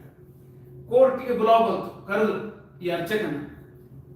ಹೋಗೋ ಹಿಂದಿನ ದಿವಸ ಊರವರೆಲ್ಲ ಸೇರಿಕೊಂಡು ಅರ್ಚಕನಿಗೆ ಪ್ರಾಂಪ್ಟ್ ಮಾಡ್ಯಾರ, ಕೋರ್ಟ್ನಾಗ ಏನ್ ಕೇಳ್ತಾರ, ಏನ್ ಹೇಳ್ಬೇಕು. ಏನಿಲ್ಲ, ಇದ್ದದ ಈ ಲಕ್ಷ್ಮೀದೇವಿ ಪೂಜೆ ಯಾರು ಮಾಡ್ತಾರೆ, ನೀವೇ ಮಾಡ್ತಾ ಇದ್ದದ್ದು ನಿಜ ಇದೆ, ಅದರಿಂದ ನಾನು ಮಾಡ್ತೀನಿ ಅಂತ ಹೇಳ್ರಿ. ಯಾರು ಪೂಜಾ ಮಾಡ್ತಾರೆ ಅವ್ರ ಹೆಸರಲ್ಲೇ ಜಮೀನು ಅಂತ ಸ್ಪಷ್ಟ ಕಾಗದ ಪತ್ರ ಅದ, ನಿಮ್ಮ ಹೆಸರಲ್ಲೇ ಇಷ್ಟೆಲ್ಲ ಹೇಳಿ ತಯಾರಿ ಮಾಡಿಸಿ ಅವನು ಕರ್ಕೊಂಡು ಹೋಗಿ ಎಲ್ಲ ಕಟಕಟಿಯಲ್ಲಿ ನಿಲ್ಲಿಸಿ ಜಡ್ಜಿ ಕೇಳ್ತಾನೆ, ಲಕ್ಷ್ಮೀದೇವಿ ಪೂಜೆ ನೀವೇ ಮಾಡ್ತೀರೇನು ಅಂದ್ರೆ, ಇಲ್ಲ ಇಲ್ಲ, ಯಾಕ ನಾ ಹೆಂಗ್ ಮಾಡ್ಲಿಕ್ಕೆ ಸಾಧ್ಯ ಇಲ್ಲ. ಆ ಪರಮಾತ್ಮನ ಪೂಜಾ, ಲಕ್ಷ್ಮೀದೇವಿ ಪೂಜಾ ಅಲ್ಲ, ಪರಮಾತ್ಮನ ಪೂಜಾ, ನಾರಾಯಣನ ಪೂಜಾ. ನಾರಾಯಣನ ಪೂಜಾ ಲಕ್ಷ್ಮೀದೇವಿ ಮಾತ್ರ ಮಾಡ್ಲಿಕ್ಕೆ ಸಾಧ್ಯ, ನಾ ಹೆಂಗ್ ಮಾಡ್ತೀನಿ ಅಂತ. ಆಮೇಲೆ ಅವರು ಜಡ್ಜ್ ಅಂದ್ರು, ಹಂಗಾರೆ ನೀವು ಮಾಡುದಿಲ್ಲ ಅಂದ್ರೆ ಈ ಜಮೀನು ಅಲ್ಲೇ ಕೊಲ್ಲಾಪುರ ಮಹಾಲಕ್ಷ್ಮಿ ದೇವಸ್ಥಾನಕ್ಕೆ ಬರೋದು ಕೊಡೋಣ ಅಂತ ಕೇಳಿದ್ರೆ, ಅಷ್ಟು ಮಾಡಿ ನಿಮ್ಮ ವಂಶ ಉದ್ಧಾರ ಆಗ್ತದ, ಲಕ್ಷ್ಮೀದೇವಿ ಅನುಗ್ರಹ ಆಗ್ತದೆ ನಿಮ್ಮ ಮೇಲೆ. ಜಡ್ಜ ತೀರ್ಮಾನ ಬರೀತಾನೆ. ನಿಜವಾದ ಭಕ್ತ ಇವ. ಈ ವ್ಯಕ್ತಿ ಬದುಕಿರೋ ತನಕ ಆ ಜಮೀನು ಈ ಅರ್ಚಕನ ಬಿಟ್ಟು ಉಳಿದವ್ರಿಗೆ ಯಾರಿಗೂ ಹೋಗುವಂಗಿಲ್ಲ ಅಂತ ತೀರ್ಮಾನ ಬರೆದಿಟ್ಟ ಅಂತ ಕಥೆ ಹೇಳ್ತದೆ. ಈ ಭಕ್ತಿಗೂ ದಾಖಲೆ ಅದ. ಅಲ್ಲೇ ಮಾತಾಡುವ ಮುಂದೆ ಈ ಅರ್ಚಕ ಹರಿಕಥಾಮೃತ ಸಾರದ ವಾಕ್ಯವನ್ನ ಕೋಟ್ ಮಾಡಿ ಮಾತಾಡ್ತಾನ. ಯಾವನ್ನ ಅನಕ್ಷರಸ್ಥ ಘಟ ಅಂತ ನಾವು ಅಂತೀವಿ. ಶ್ರೀರಮಣಿ ಕರಕಮಲ ಪೂಜಿತ ಚಾರು ಚರಣ. ಅವ ನಮ್ಮ ಸ್ವಾಮಿ ನನ್ನಂಥವ್ರ ಕಡೆಯಿಂದ ಪೂಜಾ ತಗೊಳ್ಳೋದಿಲ್ರಿ, ಅವನು ಪೂಜಾ ಮಾಡೋ ಯೋಗ್ಯತೆ ಆ ಲಕ್ಷ್ಮೀ ದೇವಿಗೆ ಮಾತ್ರ. ಶ್ರೀರಮಣಿ ಇದ್ದಾಳಲ್ಲ, ಶ್ರೀರಮಣಿ ಕರಕಮಲ ಪೂಜಿತ ಚಾರು ಚರಣ, ಅವನ ಚಾರು ಚರಣ, ಅವನ ಪಾದವನ್ನು ಮುಟ್ಟೋ ಯೋಗ್ಯತೆ ಶ್ರೀದೇವಿಗೆ ಮಾತ್ರ. ಛತ್ರ ಚಾಮರ ಗಜನ ಪರ್ಯಂಕ ಪಾತ್ರ ರೂಪಳಾಗಿ ನಿಂತು, ಏನು ಧನ್ಯಳೋ ಲಕ್ಷ್ಮಿ, ಎಂಥ ಮಾನ್ಯಳು. ಪುರಂದರದಾಸರು ಹೇಳ್ತಾರೆ, ನಾವು ಮಾಡೋ ಪೂಜಾಕ್ಕೂ ಲಕ್ಷ್ಮೀದೇವಿ ಮಾಡೋ ಪೂಜಾಕ್ಕೂ ಅಂತರ ನೋಡ್ಕೊಂಡು ಬಿಡ್ರಿ ಅಂತ. ಏನ್ ಅಂತರ? ಛತ್ರ, ಚಾಮರ, ವ್ಯಜನ ಅಂದ್ರೆ ಬೀಸಣಿಕೆ, ಪರ್ಯಂಕ ಅಂದ್ರೆ ಹಾಸಿಗೆ, ಇವರೆಲ್ಲ ಸರ್ವಸೇವಾಂ ಅವಧಾರಯ, ಛತ್ರ ಸೇವಾಂ ಚಾಮರ ಸೇವಾಂ ಅವಧಾರಯ ಅಂತ ಈಗ ಹಿಂಗೆ ಬೀಸ್ ತೆಗೆದಿರ್ತೀವಿ ನಾವು. ಲಕ್ಷ್ಮೀದೇವಿ ಪೂಜಾ ಹೆಂಗ್ ಮಾಡ್ತಾಳ ಅಂದ್ರೆ ಛತ್ರ, ಚಾಮರ, ಗಜನ, ಪರ್ಯಂಕ, ಪಾತ್ರ, ಅದೇ ನೈವೇದ್ಯ ಇಟ್ಟಿರ್ತೀವಲ್ಲ ಪಾತ್ರೆಗಳು, ಅವೆಲ್ಲ ಪಾತ್ರ ರೂಪಳಾಗಿ ನಿಂತು ತಾನೇ ಪಾತ್ರೆ ಆಗ್ತಾಳ, ತಾನೇ ವ್ಯಜನ ಆಗ್ತಾಳ, ತಾನೇ ಆಗ್ತಾಳ. ಯಾವ್ಯಾವ ಸಾಮಾನುಗಳಿಂದ ಭಗವಂತನ ಸೇವಾ ಮಾಡ್ತೀವಿ, ಸರ್ವ ಸೇವಾ ಅಂತೀವಿ, ಆ ಪ್ರತಿಯೊಂದು ಪಾತ್ರದಲ್ಲಿ, ಪ್ರತಿಯೊಂದು ವಸ್ತುವಿನಲ್ಲಿ ಲಕ್ಷ್ಮೀದೇವಿ ಸನ್ನಿಹಿತರಾಗಿ ಅವನ ಸೇವಾ ಮಾಡ್ತಾಳ. ನಾವು ಮಾಡುವುದಿಲ್ಲ ಸೇವಾ. ಭಗವಂತನ ಸೇವಾ ಮಾಡುವ ಅಧಿಕಾರ ನಮ್ಗೆ ಇಲ್ಲೇ ಇಲ್ಲ. ಯಾಕ್ರಿ? ಮತ್ತು ಪೂಜಾ ಮಾಡುವ ಒಂದು ಶಂಖರ ನೀರು ಹಾಕಿ ಅಭಿಷೇಕ ಮಾಡ್ತೀವಿ, ಲಕ್ಷ್ಮೀದೇವಿ ಮಾಡ್ತಾಳ ಅನ್ನೋ ಅನುಸಂಧಾನ. ಈ ಮಾತನ್ನ ಕೋರ್ಟಿನೊಳಗೆ ಹೇಳಿದ ಆ ಮನುಷ್ಯ. ಹಂಗ ಜನ್ಮನಾವ್ರಜ ಶ್ರಯತ ಇಂದಿರಾ ಸಾಧು ತತ್ರಹಿ. ಆ ವ್ರಜಭೂಮಿ ಒಳಗ ಲಕ್ಷ್ಮೀದೇವಿ ವಾಸವಾಗಿದ್ದಾಳೆ. ಶ್ರೀಕೃಷ್ಣನ ಸಾನ್ನಿಧ್ಯವನ್ನ ಅಲ್ಲಿ ತಿಳಿದುಕೊಂಡು ಲಕ್ಷ್ಮೀದೇವಿ ವಾಸವಾಗಿದ್ದಾಳೆ. ಒಂದು ಶಬ್ದದೊಳಗ ಹೇಳಬಹುದಾದದ್ದನ್ನ ಎಷ್ಟು ವಿವರಿಸಿ ಹೇಳ್ತಾರ ನೋಡಿ. ಶರದುದಾಶಯೇ ಸಾಧು ಜಾತ ಸರಸಿ ಜೋದರ ಶ್ರೀಮುಷಾದೃಶ. ಇಂಥ ವರ್ಣನೆ ಇವತ್ತಿನ ಸಾಹಿತ್ಯದೊಳಗೆ ನೋಡ್ಲಿಕ್ಕೂ ಸಿಗುದಿಲ್ಲ. ಕೃಷ್ಣನ ಕಣ್ಣಿನ ವರ್ಣನ ಮಾಡ್ತಾರೆ. ಹೆಂಗ್ ಮಾಡ್ತಾರೆ? ಶರತ್ ಕಾಲದ ಸರೋವರ ಶರದುದಾಶಯ, ಅಲ್ಲೇ ಸಾಧು ಜಾತ ಸತ್ಸರಸಿಜ, ಒಂದು ಚಂದ ಬೆಳೆದಿರ್ತಕ್ಕಂಥ ಕಮಲ, ಅದರ ಉದರ, ಆ ಕಮಲದ ಒಳಭಾಗ, ಅದರೊಳಗ ಇನ್ನು ಮುಗುದಿಲ್ರಿ ಶ್ರೀ ಮುಷಾ ದೃಶ. ಅದರೊಳಗ ಶ್ರೀ ಅಂದ್ರೆ ಕಾಂತಿ ಅದ. ಏನು ಮುಂದೆ ಆ ಕಾಂತಿಯನ್ನ ಅಪಹರಣ ಮಾಡತಕ್ಕಂಥ ದೃಷ್ಟಿ ಕೃಷ್ಣನ ದೃಷ್ಟಿ, ಕೃಷ್ಣನ ಕಣ್ಣು ಎಂಥವು ಅನ್ನೋದಕ್ಕೆ ವರ್ಣನ ಇದೆ. ಅಲ್ಲೇ ಟಿಪ್ಪಣಿಕಾರರು ಬರೀತಾರೆ, ಶ್ರೀ ಮುಷಾ ದೃಶ ಅಂದ್ರ ಆ ಕಮಲದ ಅಂತರಂಗದ ಕಾಂತಿಯನ್ನ ಕದ್ದು ಇಟ್ಕೊಂಡಿರ್ತಕ್ಕಂಥ ಕಣ್ಣುಗಳು ಕೃಷ್ಣನ ಕಣ್ಣುಗಳು. ಕಳ್ಳ ಅಂತ ಹೇಳ್ಬೇಕಾಗಿದೆ ಅವರು. ಮೊದಲಿನಿಂದ ಗೋಪಿಕಾ ಸ್ತ್ರೀಯರಿಗೆ ಬೆಣ್ಣೆ ಕಳ್ಳ ಅಂತ ಅವರನ್ನ ಆಡಿಸಿ ಅಭ್ಯಾಸ ಅಲ್ಲ. ಆದ್ದರಿಂದ ಈಗ ಸಹಿತ ವೇದವ್ಯಾಸರ ಅಂತಾರ, ಎಲ್ಲರೇ ಒಂದು ಕಡೆಗೆ ಕಳ್ಳ ಅಂತ ಕೃಷ್ಣನ ಸಂಬೋಧಿಸದೆ ಇದ್ರೆ ಗೋಪಿಕಾ ಸ್ತ್ರೀಯರು ಅದು ಗೋಪಿಗೀತ ಅಲ್ಲ ಅಂತಾರಂತ. ನಮ್ದು ಅಂತ ಆಗ್ಬೇಕಾದ್ರೆ ನಾವು ಬಳಸೋ ಶಬ್ದ ಯಾವ್ದದು? ಬೆಣ್ಣಿ ಕೃಷ್ಣ. ಬರೇ ಬೆಣ್ಣಿ ಕೃಷ್ಣ ಅಲ್ಲ, ಬೆಣ್ಣೆ ಕಳ್ಳ. ಏನಾತ್ರಿ ಮುಂದೆ? ಬೆಣ್ಣೆ ಕಳು ಮಾಡೋದು ಬಿಟ್ಟು ಎಷ್ಟೋ ವರ್ಷ ಹೋಗಿತ್ತು ಪಾಪ ಕೃಷ್ಣ. ಆದ್ರೆ ಸಹಿತ ಆ ಕಳ್ಳ ಅನ್ನೋದು ಹೋಗಲೇ ಇಲ್ಲ. ಎಲ್ಲಿ ತರ್ಕಾರಿ ಸ್ಯಮಂತ ಕೋಪಾಖ್ಯಾನದೊಳಗ ಅವನು ಕಳ್ಳ ಅಂತ ಅಪವಾದ ಬರ್ತದೆ. ಸಿಂಹ ಪ್ರಸೇನಮವಧೀತ ಸಿಂಹೋ ಜಂಬವತಾಹತಃ ಸುಕುಮಾರಕ ಮಾರೋದೀಹಿ ತವ ಕೇಶಸ್ಯಮಂತಕಃ. ಸತ್ರಾಜಿತ ಅಂತ ಮಹಾರಾಜ, ಅವನ ಹತ್ರ ಒಂದು ಸ್ಯಮಂತಕ ಮಣಿ ಅಂತ ಮಣಿ ಇರ್ತದೆ. ಅದರ ತಂದು ಕೃಷ್ಣಗೆ ತೋರಿಸ್ತಾನ. ಅದರ ಮಹಿಮಾ ಹೇಳ್ತಾನ. ದಿನ 8 ಮಣ ಬಂಗಾರ ಕೊಡ್ತದ ಇದು, ಅಂತಿಂಥ ಮಣಿ ಅಲ್ಲ ಇದು. ಅಂದ ಕೂಡಲೇ ಕೃಷ್ಣ ಅಂತಾನ, ನನಗೆ ಕೊಟ್ಟು ಬಿಡ್ಲ ಅದನ್ನ. ಯಾಕ? ನಮಗ 16,000 ಎಷ್ಟೋ ಪೈಕಿತ್ತಾಗ ಲೆಕ್ಕ ಇರೋದು ಬಿಟ್ಬಿಟ್ಟಿನಿ ನಾನು. ಅದಕ್ಕೆ ಎಲ್ಲ ಹೆಣ್ಮಕ್ಳಿಗೂ ಬಂಗಾರ ಅಂದ್ರೆ ಬಹಳ ಪ್ರೀತಿ. ಇದನ್ನ ಸ್ವಲ್ಪ ನಾನು ಕೊಟ್ಟು ಬಿಟ್ಟೆ ಅಂದ್ರೆ ಕೆಲವು ದಿವಸ ನಮ್ಮ ಹೆಣ್ಣಂದ್ರೆ ಬಂಗಾರದ ಅಪೇಕ್ಷೆ ತೀರಿಸಿ ಆಮೇಲೆ ನಿನಗೆ ತಿರುಗಿ ಕೊಡ್ತೀನಿ ಕೃಷ್ಣ. ಏನ್ ಕೇಳಿಕತ್ತಿ? ಎಚ್ಚರದ ಇಲ್ಲ ಬಂದ್ಮೇಲೆ ದಿನ 8 ಮಣ ಬಂಗಾರ ಕೊಡ್ತದ ಈ ಮಣಿ ಅಂತೀನಿ. ಅದನ್ನ ಕೆಲವು ಕಾಲ ನನ್ನ ಹತ್ರ ಇಟ್ಟು ಹೋಗು ಅಂತೀನಿ. ಕೇಳಬಹುದಾದ ವಸ್ತು ಏನಿದೆ ಕೊಡುದಿಲ್ಲ ಅಂತ. ಆಮೇಲೆ ಕೃಷ್ಣಂದ ಸುಮ್ ಚಾಟಿ ಕೇಳಿದ್ನು, ಏನು ಅಂತ ಪ್ರೇಮ್ ಕೆಲಸ ಆಗ್ತಿದ್ದಿ, ನನಗೇನು ಬೇಕಾಗಿಲ್ಲ, ತಗೊಂಡು ಹೋಗು. ಇಷ್ಟು ಘಟನಾ ಮುಗಿದು ಹೋಗಿದ್ರೆ ಮುಂದೆ ಅದು ಕಳೆದು ಹೋಗ್ತು ಮಣಿ. ಅವ ಸತ್ರಾಜಿತ್ ಅಂತ ಪ್ರಸೇನ ಅಂತಿದ್ದ, ಅವನು ಕೊಟ್ಟಿದ್ದ. ಆ ಪ್ರಸೇನ ಎಲ್ಲೋ ಕಾಡಿನ ಮಾರ್ಗಗಳು ಹೋಗೋ ಮುಂದೆ ಒಂದು ಸಿಂಹ ಹೊಡೆದು ಅದು ಮಣಿ ಸಿಕ್ತಿವು. ಅದೇನೋ ಮಾಂಸ ತುಂಡು ಅಂತ ಫಳಫಳ ಹೊಳಿತಿತ್ತು, ಮಾಂಸ ತುಂಡು ಅಂತ ಅದನ್ನ ಹಿಡ್ಕೊಂಡು ಹೋಯ್ತು. ಆಮೇಲೆ ಆ ಸಿಂಹವನ್ನ ಜಾಂಬವಂತ ಕರಡಿ ಹೊಡಿತು ಅಂತೆಲ್ಲ ಕಥೆ ಹೋಗ್ತದೆ. ಇವಾಗ ಅಪವಾದ ಬಂತು ಕೃಷ್ಣ. ನೋಡು, ಅವತ್ತು ಬಂದು ಕೇಳಿದ್ದ ಕೃಷ್ಣ, ಇವ ಯಾದವರ ಮುಖಂಡ ಸತ್ರಾಜಿತ, ತನ್ನ ಗುಂಪಿಗೆ ಹೇಳ್ದ, ಏನೋ ಕೃಷ್ಣ ಬಂದು ಮಣಿ ಕೇಳಿದ್ದ, ನಾ ಕೊಡುದಿಲ್ಲ ಅಂದೆ. ಈಗ ನೋಡಿ, ನಮ್ಮ ತಮ್ಮ ಪ್ರಸೇನ ಕಾಣಿಯಾಗಿಬಿಟ್ಟ. ಹುಡುಕಾಡ್ಕೋತ ಹೋದ್ರೆ ಎಲ್ಲೋ ಅವನ ಶವ ಸಿಕ್ತು ಕಾಡಿನೊಳಗೆ, ಆದ್ರೆ ಮಣಿ ಇಲ್ಲ. ನೀವ ಅರ್ಥ ಮಾಡ್ಕೊಳ್ಳಿ ಕೃಷ್ಣ ಏನ್ ಮಾಡಿರಬಹುದು. ಒಂದು ಕೊಲೆಯ ಅಪವಾದ, ಇನ್ನೊಂದು ಕಳ್ಳತನದ ಅಪವಾದ. ತಮ್ಮನಾದ ಪ್ರಸೇನನನ್ನ ಕೊಂದು ಆ ಸಮಂತಕ ಮಣಿಯನ್ನ ಕದ್ದಮ ಯಾರು? ಮತ್ತೆ ಸಣ್ಣ ವಯಸ್ಸಿನೊಳಗೆ ಅವ ಬೆಣ್ಣೆ ಕದ್ದು ಕೃಷ್ಣ ಇದ್ನಲ್ಲ, ಕಳ್ಳ ಅಂತಿದ್ರು. ಅವಾಗ ಅವ್ರು ಕದಿತಿದ್ದ. ಈಗ ದೊಡ್ಡವ ಅಂದ್ಮೇಲೆ ನೋಡ್ರಿ, ಕದಿಯು ಚಟ ಇದ್ದವ್ರಿಗೆ ಅದು ಹೋಗುದಿಲ್ಲ. ಸಣ್ಣವರಿದ್ದಾಗ ಸಣ್ಣ ಕದಿತಿರ್ತಾರೆ. ದೊಡ್ಡವರಾದ್ಮೇಲೆ ಸ್ವಲ್ಪ ದೊಡ್ಡ ಪದಾರ್ಥಕ್ಕೆ ಕೈ ಹಾಕಿ ಸಮಾಧಾನ ಇರುವುದಿಲ್ಲ, ಜೀವಕ್ಕೆ ಕದಿದು ಹೊತ್ತು ಅಂತೆಲ್ಲ ಯಾವ್ದವ್ರು ಮಾತಾಡ್ಕೊಳ್ಳಿಕ್ಕೆ ಅದು ಕೂಡಲೇ ಸುಮ್ಮನೆ ಕೂತಿದ್ದ ಕೃಷ್ಣ. ನಾ ಕದ್ದಿಲ್ಲ, ಮಾಡಿಲ್ಲ, ಎಲ್ಲದೇ ನನಗೆ ಗೊತ್ತಿಲ್ಲ, ಯಾಕೆ ನಾ ಎಲ್ಲ ಕಲಿ ಹಾಕ್ಬೇಕು, ನನಗೆ ಸಂಬಂಧನೇ ಇಲ್ಲ ಇದು ಘಟನೆ ಏನು ಸುಮ್ಮನೆ ಕೂತಿದ್ದ. ಇಡೀ ಊರು ಮಾತಾಡ್ಲಿಕ್ಕೆ. ಆಮೇಲೆ ಸಂಭಾವಿತ ಸಜ ಅಕೀರ್ತಿ ಮರಣಾದ ತಿರುಚಿದೆ, ಅಪವಾದನು ಕಳ್ಕೋಬೇಕ್ರಿ, ಸಾತ್ವಿಕನಾದ ನಾವು ಕೂಡಬಾರ್ದು ಹಂಗೆ ಅಂತ ಹೇಳಿ ಎದ್ದ. ಆಮೇಲೆ ಹೊರಟು ಹೋಗಿ ಎಲ್ಲ ಏನೇನಾಯ್ತು ಅಂತ ಹೋಗೋದಕ್ಕೆ ಜಾಂಬುವಂತನ ಹತ್ರ ಇತ್ತು. ಅಲ್ಲಿಂದ ಅವನ ಸಂಗತಿ ಒಂದು ಕೆಲವು ದಿವಸ ಅವನಿಗೆ ರಾಮಾವತಾರ ಅಂತ ಗೊತ್ತಿಲ್ಲ, ಇಬ್ರು ಹೊಡೆದಾಡಿದ್ರು. ಆಮೇಲೆ ರಾಮನ ರೂಪ ತೋರಿಸಿದ, ಅವ ಕೊಟ್ಟೇನ ಅದ್ರ ಸಂಗತಿ ಒಂದು ಕನ್ಯಾನು ಕೊಟ್ಟ, ಜಾಂಬವತಿ ಅಂತ ಹೇಳಿ. ಆಮೇಲೆ ಅದನ್ನ ತಗೊಂಡು ಬಂದು ಇವ್ ಸತ್ರಾಜಿತ್ ಕೊಟ್ರ, ಅವ ತನ್ನ ಮಗಳನ್ನ ಕೊಟ್ಟ. 16,000 ಚಿಲ್ಲರ ಇದ್ವಲ್ಲ, ಮತ್ತೆ 2 ಆ್ಯಡ್ ಆಗುತ್ತೆ, ಜಾಂಬವತಿ ಸತ್ಯಭಾಮ. ಹಿಂಗ ಈ ಕಳ್ಳ ಕೃಷ್ಣ ಅಂತ ಸಣ್ಣವಿದ್ದಾಗ ಅವನಿಗೆ ಏನು ಬಿರುದಿತ್ತು. ಗೋಪಿಕಾ ಸ್ತ್ರೀಯರು ಆಟ ಆಡಿಸ್ತಿದ್ರು ಅವನ್ನ.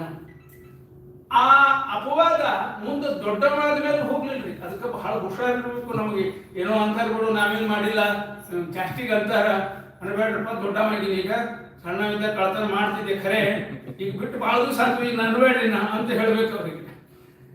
ಶರದುದಾಶಯೇ ಸಾಧು ಜಾತ ಸರಸಿಜೋದರ ಶ್ರೀಮುಷಾದೃಶ ಸುರತನಾಥತೆ ಅಶುಲ್ಕ ದಾಸಿಕಾ ವರದ ನಿಘ್ನತೋ ನಿಹಂಜುವದ. ನೋಡ್ರಿ ಅಲ್ಲಿ ಟಿಪ್ಪಣಿಕಾರನ ಅರ್ಥ ಬರೀತಾರೆ. ಸುರತನಾಥ ಅನ್ನೋದಕ್ಕೆ ನಾವು ದಡ್ರ ತಿಳ್ಕೊಳ್ಳೋ ಅರ್ಥ ಒಂದೇ ಅರ್ಥ ಅಲ್ಲ. ಅದಕ್ಕೆ ಸುರಥ, ಸು ಅಂದ್ರೆ ಯಾವ ಸುಂದರನು, ಯಾವ ಮಂಗಲಮಯನು, ಅವನಲ್ಲೇ ರಥ ಮನಸ್ಸು. ಯಾರ ಮನಸ್ಸು ಸುಶಬ್ದದಿಂದ ವಾಚ್ಯನಾಗಿದ್ದಾನೋ ಸರ್ವಕಾಲದಲ್ಲೂ, ಅವನಲ್ಲೇ ರಥವಾಗಿದೆಯೋ ಅದು ಅಂದ್ರೆ ಗೋಪಿಕಾ ಸ್ತ್ರೀಯರ ಮನಸ್ಸು. ಅದಕ್ಕೆ ನಾಥ ಶ್ರೀಕೃಷ್ಣ ಸುರತನಾಥತೆ ಅಶುಲ್ಕ ದಾಸಿಕಾ ಅಂತಾರವರು ಅಲ್ವೋ. ಜಗತ್ನೊಳಗ ಮನೆಯೊಳಗ ಕೆಲಸದವ್ರು ಇರ್ತಾರೆ, ಎಷ್ಟು ರೊಕ್ಕ ಕೊಟ್ಟರು ಇರ್ರೆಗ್ಯುಲರ್ ರೀ ಅವರು.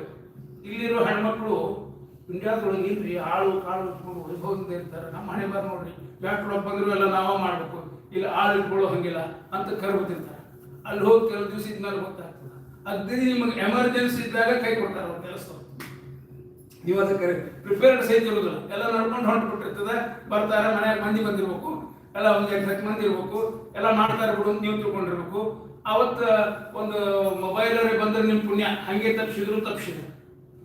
ಭೂಲೋಕದೊಳಗೆ ಮಂದಿ ಸೇವಾ ಮಾಡೋರು ಆಳುಗಳು ಸಿಗಲಾರ್ದ ಎಷ್ಟು ಒದ್ದಾಡ್ತಾರ ಕೃಷ್ಣ. ಹಂಗ ಪುಕಟ್ ಸೇವಾ ಮಾಡ್ತೀವಿ. ನಿಂತು ಹಗಲು ರಾತ್ರಿ ನೀನು ಹಿಂದಿಂದ ಬೆನ್ನು ಹಾಕೊಂಡು ಹೋಗಿ ನೀನು ಸೇವಾ ಮಾಡ್ತೀವಿ. ಏನಾರು ನಮ್ ಕಿಮ್ಮತ್ತದ ಏನೇನಾಗ ಅಂದ್ರು ಅಶುಲ್ಕ ದಾಸಿಕ. ಶುಲ್ಕ ಅಂದ್ರೆ ದುಡ್ಡು. ನಾವು ಎಂಥ ದಾಸಿಯರು, ನಾವು ಅಶುಲ್ಕ ಎಂದರೆ ನೀನು ಸಂಬಳ ಕೊಡಪ್ಪ ಇಟ್ಟು ಸೇವಾ ಮಾಡಿವಿ ಅಂತ ಕೇಳಿವೆ ನಾವು. ಇಲ್ಲ, ಅಶುಲ್ಕ ದಾಸಿಕಾ ವರದ ನಿಘ್ನತೋ ನಿಹಂಜುವದ ವಿಷಜಲಾಶಯ ವ್ಯಾಲ ರಾಕ್ಷಸ ವರುಷ ಮಾರುತ ವೈದ್ಯುತಾನಲ ವೃಷಮಯಾದ್ಭಯಾದ್ ವಿಶ್ವತೋ ಮುಖ ವೃಷಭ ದೇವಯಂ ಅಥವಾ ಋಷಭ ದೇವಯಂ ರಕ್ಷಿಕಾಮುಹು. ಹಿಂಗ ಪ್ರಾರ್ಥನೆ ಮಾಡ್ಬೇಕಂತ ಬಹಳ ಮಹತ್ವದ ಮಂತ್ರ ಇದು. ನಮ್ಮ ಗುರುಗಳು ಹೇಳ್ತಿದ್ರು, ಹೆಂಗ ಕೃಷ್ಣನ ನೆನಿಬೇಕು ಅನ್ನೋದನ್ನ ಈ ಶ್ಲೋಕದೊಳಗೆ ತೋರಿಸಿಕೊಟ್ಟಾರ ಗೋಪಿಕಾಸ್ತ್ರೀ. ನಮ್ಮ ಜೀವನದೊಳಗೆ ಕಷ್ಟ ಬಂದ್ರೆ ಈ ಮಂತ್ರದಿಂದ ಕೃಷ್ಣನ ಧ್ಯಾನ ಮಾಡ್ಬೇಕು ನಾವು. ಇದರ ಅರ್ಥವನ್ನು ಲಕ್ಷ್ಯ ಕೊಟ್ಟು ಕೇಳಿ. ಗೋಪಿಕಾಸ್ತ್ರೀಯರು ಹೇಳ್ತಾರ, ವಿಷ ಜಲಾಶಯ ಕಾಳಿಂಗ, ವಿಷ ಜಲಾಶಯ, ವಿಷ ತುಂಬ ಹೋಗಿತ್ತು ಆ ಕಾಳಿಂಗ ಸರ್ಪದಿಂದ, ಯಮುನಾ ನದಿ, ಅದರಿಂದ ನಮಗ ಪಾರು ಮಾಡಿ. ವ್ಯಾಲ ರಾಕ್ಷಸ ಹೆಬ್ಬಾವಿನಿಂದ, ದಾವಾಗ್ನಿಯಿಂದ ಅನೇಕ ನಮ್ಗೆ ಯಾವಾಗ ಯಾವ ಕಷ್ಟಗಳು ಬಂದಾವೋ ಕೃಷ್ಣ, ಅವೆಲ್ಲದರಿಂದ ನೀನು ಪಾರು ಮಾಡ್ತೀವಿ. ಹಿಂಗ ನಾವ್ಯಾಕೆ ನೆನಿಬೇಕ್ರಿ ಅಂದ್ರೆ, ಗೋಪಿಕಾ ಸ್ತ್ರೀಯರು ಮಾಡಿದ ಪ್ರಾರ್ಥನಾವನ್ನ ಭಗವಂತ ಪ್ರೀತಿಗೆ ಕೇಳಿಸ್ಕೊತಾನೆ. ಆ ಮಂತ್ರದಿಂದ ನಾವು ಕೃಷ್ಣನ ಪ್ರಾರ್ಥನಾ ಮಾಡಿದ್ರೆ ಅವನ ಲಕ್ಷ್ಯ ನಮ್ಮ ಕಡೆಗೆ ತಿರುಗ್ತದೆ. ಅವನಿಗೆ ಅವನ ಅನುಗ್ರಹ ನಮ್ಮ ಮೇಲೆ ಆಗ್ತಾ ಇದೆ, ನಮ್ಮ ಕಷ್ಟಗಳು ಕೂಡ ದೂರವಾಗ್ತಾ ಇವೆ ನಮ್ಮ ಮಾತನ್ನು. ಈಗ ನೋಡ್ರಿ, ಇದನ್ನು ಹೇಳ್ತಾ ಹೇಳ್ತಾ ಇನ್ನೊಂದು ಪ್ರಸಂಗ ನೆನಪಿಗೆ ಬರ್ತದೆ. ಭಕ್ತರು ಜೀವನದೊಳಗ ಕಷ್ಟಗಳು ಬಂದ್ರೆ ಹೆಂಗ ಬೇರೆ ಬೇರೆ ಭಕ್ತರು ಅದನ್ನ ಬೇರೆ ಬೇರೆ ರೀತಿ ನೋಡ್ತಾರ ಅನ್ನೋದಕ್ಕೆ ಹೇಳ್ತೀವಿ. ಕುಂತಿಗೂ ಜೀವನದೊಳಗೆ ಕಷ್ಟ ಬಂತು, ಗೋಪಿಕಾ ಸ್ತ್ರೀಯರಿಗೂ ಜೀವನದೊಳಗೆ ಕಷ್ಟ ಬಂತು. ಯಾವಾಗ ನಿನ್ನ ನೆನೆಸಿವಿ ಅವಾಗೆಲ್ಲ ಬಂದು ನೀನು ಕಷ್ಟಗಳನ್ನ ಕಳೆದಿ ಕೃಷ್ಣ. ಆದ್ದರಿಂದ ನಿನಗೆ ನಾವು ಕೃತಜ್ಞರು ಅಂತ ನೆನೆದರು ಗೋಪಿಕಾ ಸ್ತ್ರೀಯರು. ಕುಂತಿ ಆ ಪ್ರಾರ್ಥನಾ ಡೆಪ್ತ್ ಇನ್ನೂ ಹೆಚ್ಚಿದ್ದಾರೆ. ಈ ಒಂದು ಹೆಜ್ಜೆ ಹಿಂದೆ ಹೋಗ್ತಾಳೆ. ಆಕೆ ಅಂತಾಳ, ಕೃಷ್ಣ ಜೀವನದೊಳಗ ಕಷ್ಟಗಳು ಸತತ ಬರ್ಕೋತಾ ಇರಲಿ, ಬರೇ ನನಗಲ್ಲ ನನ್ನ ಮಕ್ಕಳಿಗೆ ಸಹಿತ. ಯಾಕ ಯಾರನ್ನ ಹಿಂಗೆ ಹೋಗಿ ದೇವಸ್ಥಾನದಾಗ ನಿಂತು ಕೃಷ್ಣ ಸತತ ನಮ್ಮ ಕಷ್ಟ ಬರ್ಲಿಪ್ಪ ಅಂತ ಯಾಕಂದ್ರೆ ಬೇಡ್ಕೊಂಡದ್ದದ ಏನ್ರಿ? ಕಷ್ಟ ಕಳೆಯಿತು ಬೇಡ್ಕೋತೀವಿ ಹೊರತು ಯಾರು ಹೋಗಿ ಕಷ್ಟಗಳು ಬರ್ತಾ ಇರಲಿ ಅಂತ ಕೇಳಿದ ಏಕೈಕ ಭಕ್ತೆ ಕುಂತಿದ್ದೀವಿ. ಮುಂದಕ್ಕೆ ಆಕೆ ಲಾಜಿಕ್ ಕೇಳಿ ನಮಗೆ ಆಶ್ಚರ್ಯ ಅನಿಸುವಂತ ಯಾಕೆಂತಾಳ, ಯಾವಾಗ ಕಷ್ಟಗಳು ಬಂದಾಗ ಅವಾಗೆಲ್ಲ ನಿನ್ನ ಸ್ಮರಣ ಬಂದಿದ್ದು ಭಗವಂತ. ಸಂಕಟ ಬಂದಾಗ ವೆಂಕಟರಮಣ ಅಲ್ಲೇ ಬಹಳ ತ್ರಾಸ ಆದ ಕೂಡಲೇ ಕೃಷ್ಣ ಅಂತೀವಿ. ಹೋಗಪ್ಪ, ಬಹಳ ದಿವಸ ಆಯ್ತು, ತಿರುಪತಿಗೆ ಹೋಗಿ ಬರ್ಬೇಕು, ಉಡುಪಿ ಕೃಷ್ಣನ್ ನೋಡಿ ಬರ್ಬೇಕು, ಬದಲಿಗೆ ಹೋಗಿ ಬರ್ಬೇಕು, ಮನೆಯೊಳಗೆ ದೇವ್ರನ್ನ ಇಟ್ಕೊಂಡಿರ್ತೀವಲ್ಲ, ಹೋಗಿ ಒಂದು ನಮಸ್ಕಾರ ಮಾಡಿ ದೇವರ ಐತಿ ಏನಪ್ಪ ನಮ್ಮ ಪಾಡಿಗೆ ಅಂತ ಕೇಳ್ತೀವಿ. ವಿಪದ ಸಂತು ನಶ್ವತ ತತ್ರ ತತ್ರ ಜಗದ್ಗುರು. ಹೇ ಜಗದ್ಗುರು, ಹೇ ಕೃಷ್ಣ, ನಹ ಶಶ್ವತ್ ವಿಪದ ಸಂತು. ಬರೇ ಕಷ್ಟಗಳು ಬರಲಿ ನನಗೂ ನನ್ನ ಮಕ್ಕಳಿಗೂ. ಯಾಕ ಭವತೋ ದರ್ಶನಂ ಯಸ್ಯಾತ್. ಕಷ್ಟಗಳು ಬಂದ್ರೆ ನಿನ್ನ ನೆನೀತೀವಿ, ನಿನ್ನ ನೆನೆದಾಗೆಲ್ಲ ಬಂದಿ ಸ್ವಾಮಿ ನೀನು. ಮಮ ಪ್ರಾಣಾಹಿ ಪಾಂಡವಾಹ ಅಂದ ಕೃಷ್ಣ. ಅದಕ್ಕೆ ಅಪುನರ್ಭವ ದರ್ಶನಂ. ಮತ್ ಬಂದು ನೀ ದರ್ಶನ ಕೊಟ್ಟಿ, ಒಂದೇ ಜನ್ಮದೊಳಗೆ ಇಷ್ಟು ಸಲ ದರ್ಶನ ಕೊಟ್ಟಿವಿ. ಅಪುನರ್ಭವ ದರ್ಶನ, ಇನ್ನೊಂದು ಜನ್ಮ ಇಲ್ಲ ಅನ್ನೋದು ನಮಗೆ ನಿಶ್ಚಯ ಆಗೋದಿಲ್ಲ ಕೃಷ್ಣ. ಯಾಕಂದ್ರೆ ಒಮ್ಮೆ ನಿನ್ನ ದರ್ಶನ ಆದ್ರೇನೆ ಅಪುನರ್ಭವ ದರ್ಶನ. ಎಷ್ಟು ಸಲ ಪಾಂಡವರನ್ನ ಅನುಗ್ರಹ ಮಾಡಿ, ಎಷ್ಟು ಸಲ ನಮಗೆ ದರ್ಶನ ಕೊಟ್ಟಿವಿ. ಅಂದ್ರೆ ಜೀವನದೊಳಗೆ ಕಷ್ಟಗಳು ಬಂದಾಗ ಸಾಧಾರಣರು, ರಾಜಸ ತಾಮಸ ಜೀವಿಗಳು ದೇವರಿದ್ದಾನೋ ಇಲ್ಲೋ. ಯಾಕಂದ್ರೆ ಇಷ್ಟು ಸೇವಾ ಮಾಡ್ತೀವಿ ನಾವು, ಆದ್ರೂ ನಮಗೆ ಕಷ್ಟ ಬರ್ತಾವ ಅಂತೀವಿ. ಕುಂತಿದೇವಿ ಅಂತಾಳ, ಕಷ್ಟಗಳು ಇನ್ನೂ ಬರಲಿ. ಯಾಕ ಎಷ್ಟೆಷ್ಟು ಬರ್ತಾವ ಅಷ್ಟಷ್ಟು ನಿನ್ನ ಸ್ಮರಣ ಬರ್ತದ, ಎಷ್ಟೆಷ್ಟು ನಿನ್ನ ಸ್ಮರಣ ಬರ್ತದ ಅಷ್ಟಷ್ಟು ಸಂಸಾರದಿಂದ ಬೇಗನೆ ಪಾರಾಗ್ತೀವಿ. ನೋಡಿ ಹೆಂಗೆ ವಿಚಾರ ಮಾಡ್ತಾರೆ. ಆದ್ದರಿಂದ ಕೃಷ್ಣನ ಸ್ಮರಣದ ರೀತಿ ಈ ಭಕ್ತರು ಮಾಡುವಂತೆ ನಾವು ಮಾಡಬೇಕು ಅನ್ನೋದನ್ನ ಇಲ್ಲಿ ಸ್ಮರಿಸ್ತಾ ಇದ್ದಾರೆ. ತವ ಕಥಾಮೃತಂ ತಪ್ತ ಜೀವನಂ ಕವಿಭಿರೀಡಿತಂ ಕಲ್ಮಷಾಪಹಂ. ಮನೆ ಗುಡಿಯವ್ರ ಮನೆಯೊಳಗೆ ಪ್ರವಚನ ಮಾಡಿದಾಗಿದ್ರೆ ಹೇಳಿ ಕಾಣಿಸ್ತದ. ನನಗೆ ಬಹಳ ಪ್ರೀತಿ ಮಂತ್ರ ಇದು ಗೀತಾದೊಳಗ. ಗೋಪಿಕಾ ಸ್ತ್ರೀಯರು ಭಾಗವತ ನೋಡೋ ರೀತಿ ಒಳಗೂ ನಾವು ಭಾಗವತ ನೋಡೋ ರೀತಿ ಒಳಗೂ ಎಷ್ಟು ಅಂತರದ ನೋಡಿಬಿಡ್ಲಿ ಅಂತಾರ. ತವ ಕಥಾಮೃತಂ. ಭಾಗವತ ಅಂದ್ರೇನು? ಭಗವಂತನ ಕಥಾಮೃತ. ಗೋಪಿಕಾ ಸ್ತ್ರೀಯರು ಅಂತಾರ ತವ ಕಥಾಮೃತಂ ತಪ್ತ ಜೀವನಂ. ಈ ಜೀವನದೊಳಗ ಬಹಳಷ್ಟು ತಾಪಗಳವ. We go through so many unwanted things. ಜೀವನದೊಳಗ ತ್ರಾಸ ಬಹಳ ಆಗ್ತದೆ. ಆದ್ರೆ ಇಷ್ಟೆಲ್ಲ ತ್ರಾಸ ಇದ್ರು ಇಟ್ಸ್ ಓಕೆ. ಯಾಕೆ? ತವ ಕಥಾಮೃತ. ಸ್ವಾಮಿ ನೀನು ಕಥಾಮೃತ ಅದರ ಅದು ಸಾಕು ನಮ್ಗೆ. ಜೀವನದೊಳಗೆ ಬೇಕಾದಷ್ಟು ಕಷ್ಟಗಳು ಇರುವಲ್ವ. ಯಾಕೆ? ಭಕ್ತಿಯಿಂದ ಗೋಪಿ ಗೀತ ವೇಣು ಗೀತ ಅನ್ಕೋತ ಕೂತ್ರ ಮನಸ್ಸಿನಲ್ಲಿನ ಬೇಸರ ಎಲ್ಲ ಮಾಯವಾಗಿ ಹೋಗ್ಬೇಕು. ಬೇಕಾದಷ್ಟು ಸಂಸಾರದ ತಾಪ ಇರಲಿ. ತವ ಕಥಾಮೃತ. ಇದು ಗೋಪಿಕಾ ಸ್ತ್ರೀಯರು ನೋಡಿದ ರೀತಿ. ನಾವು ನೋಡೋ ರೀತಿ ಭಾಗವತದಲ್ಲಿ ಯಾವಾಗಾರ ಪ್ರವಚನಕ್ಕೂ ಹೋಗಿರ್ತೀವಿ, ಆದ್ರೆ ಜೀವನದಾಗ ತ್ರಾಸ ಬಹಳ.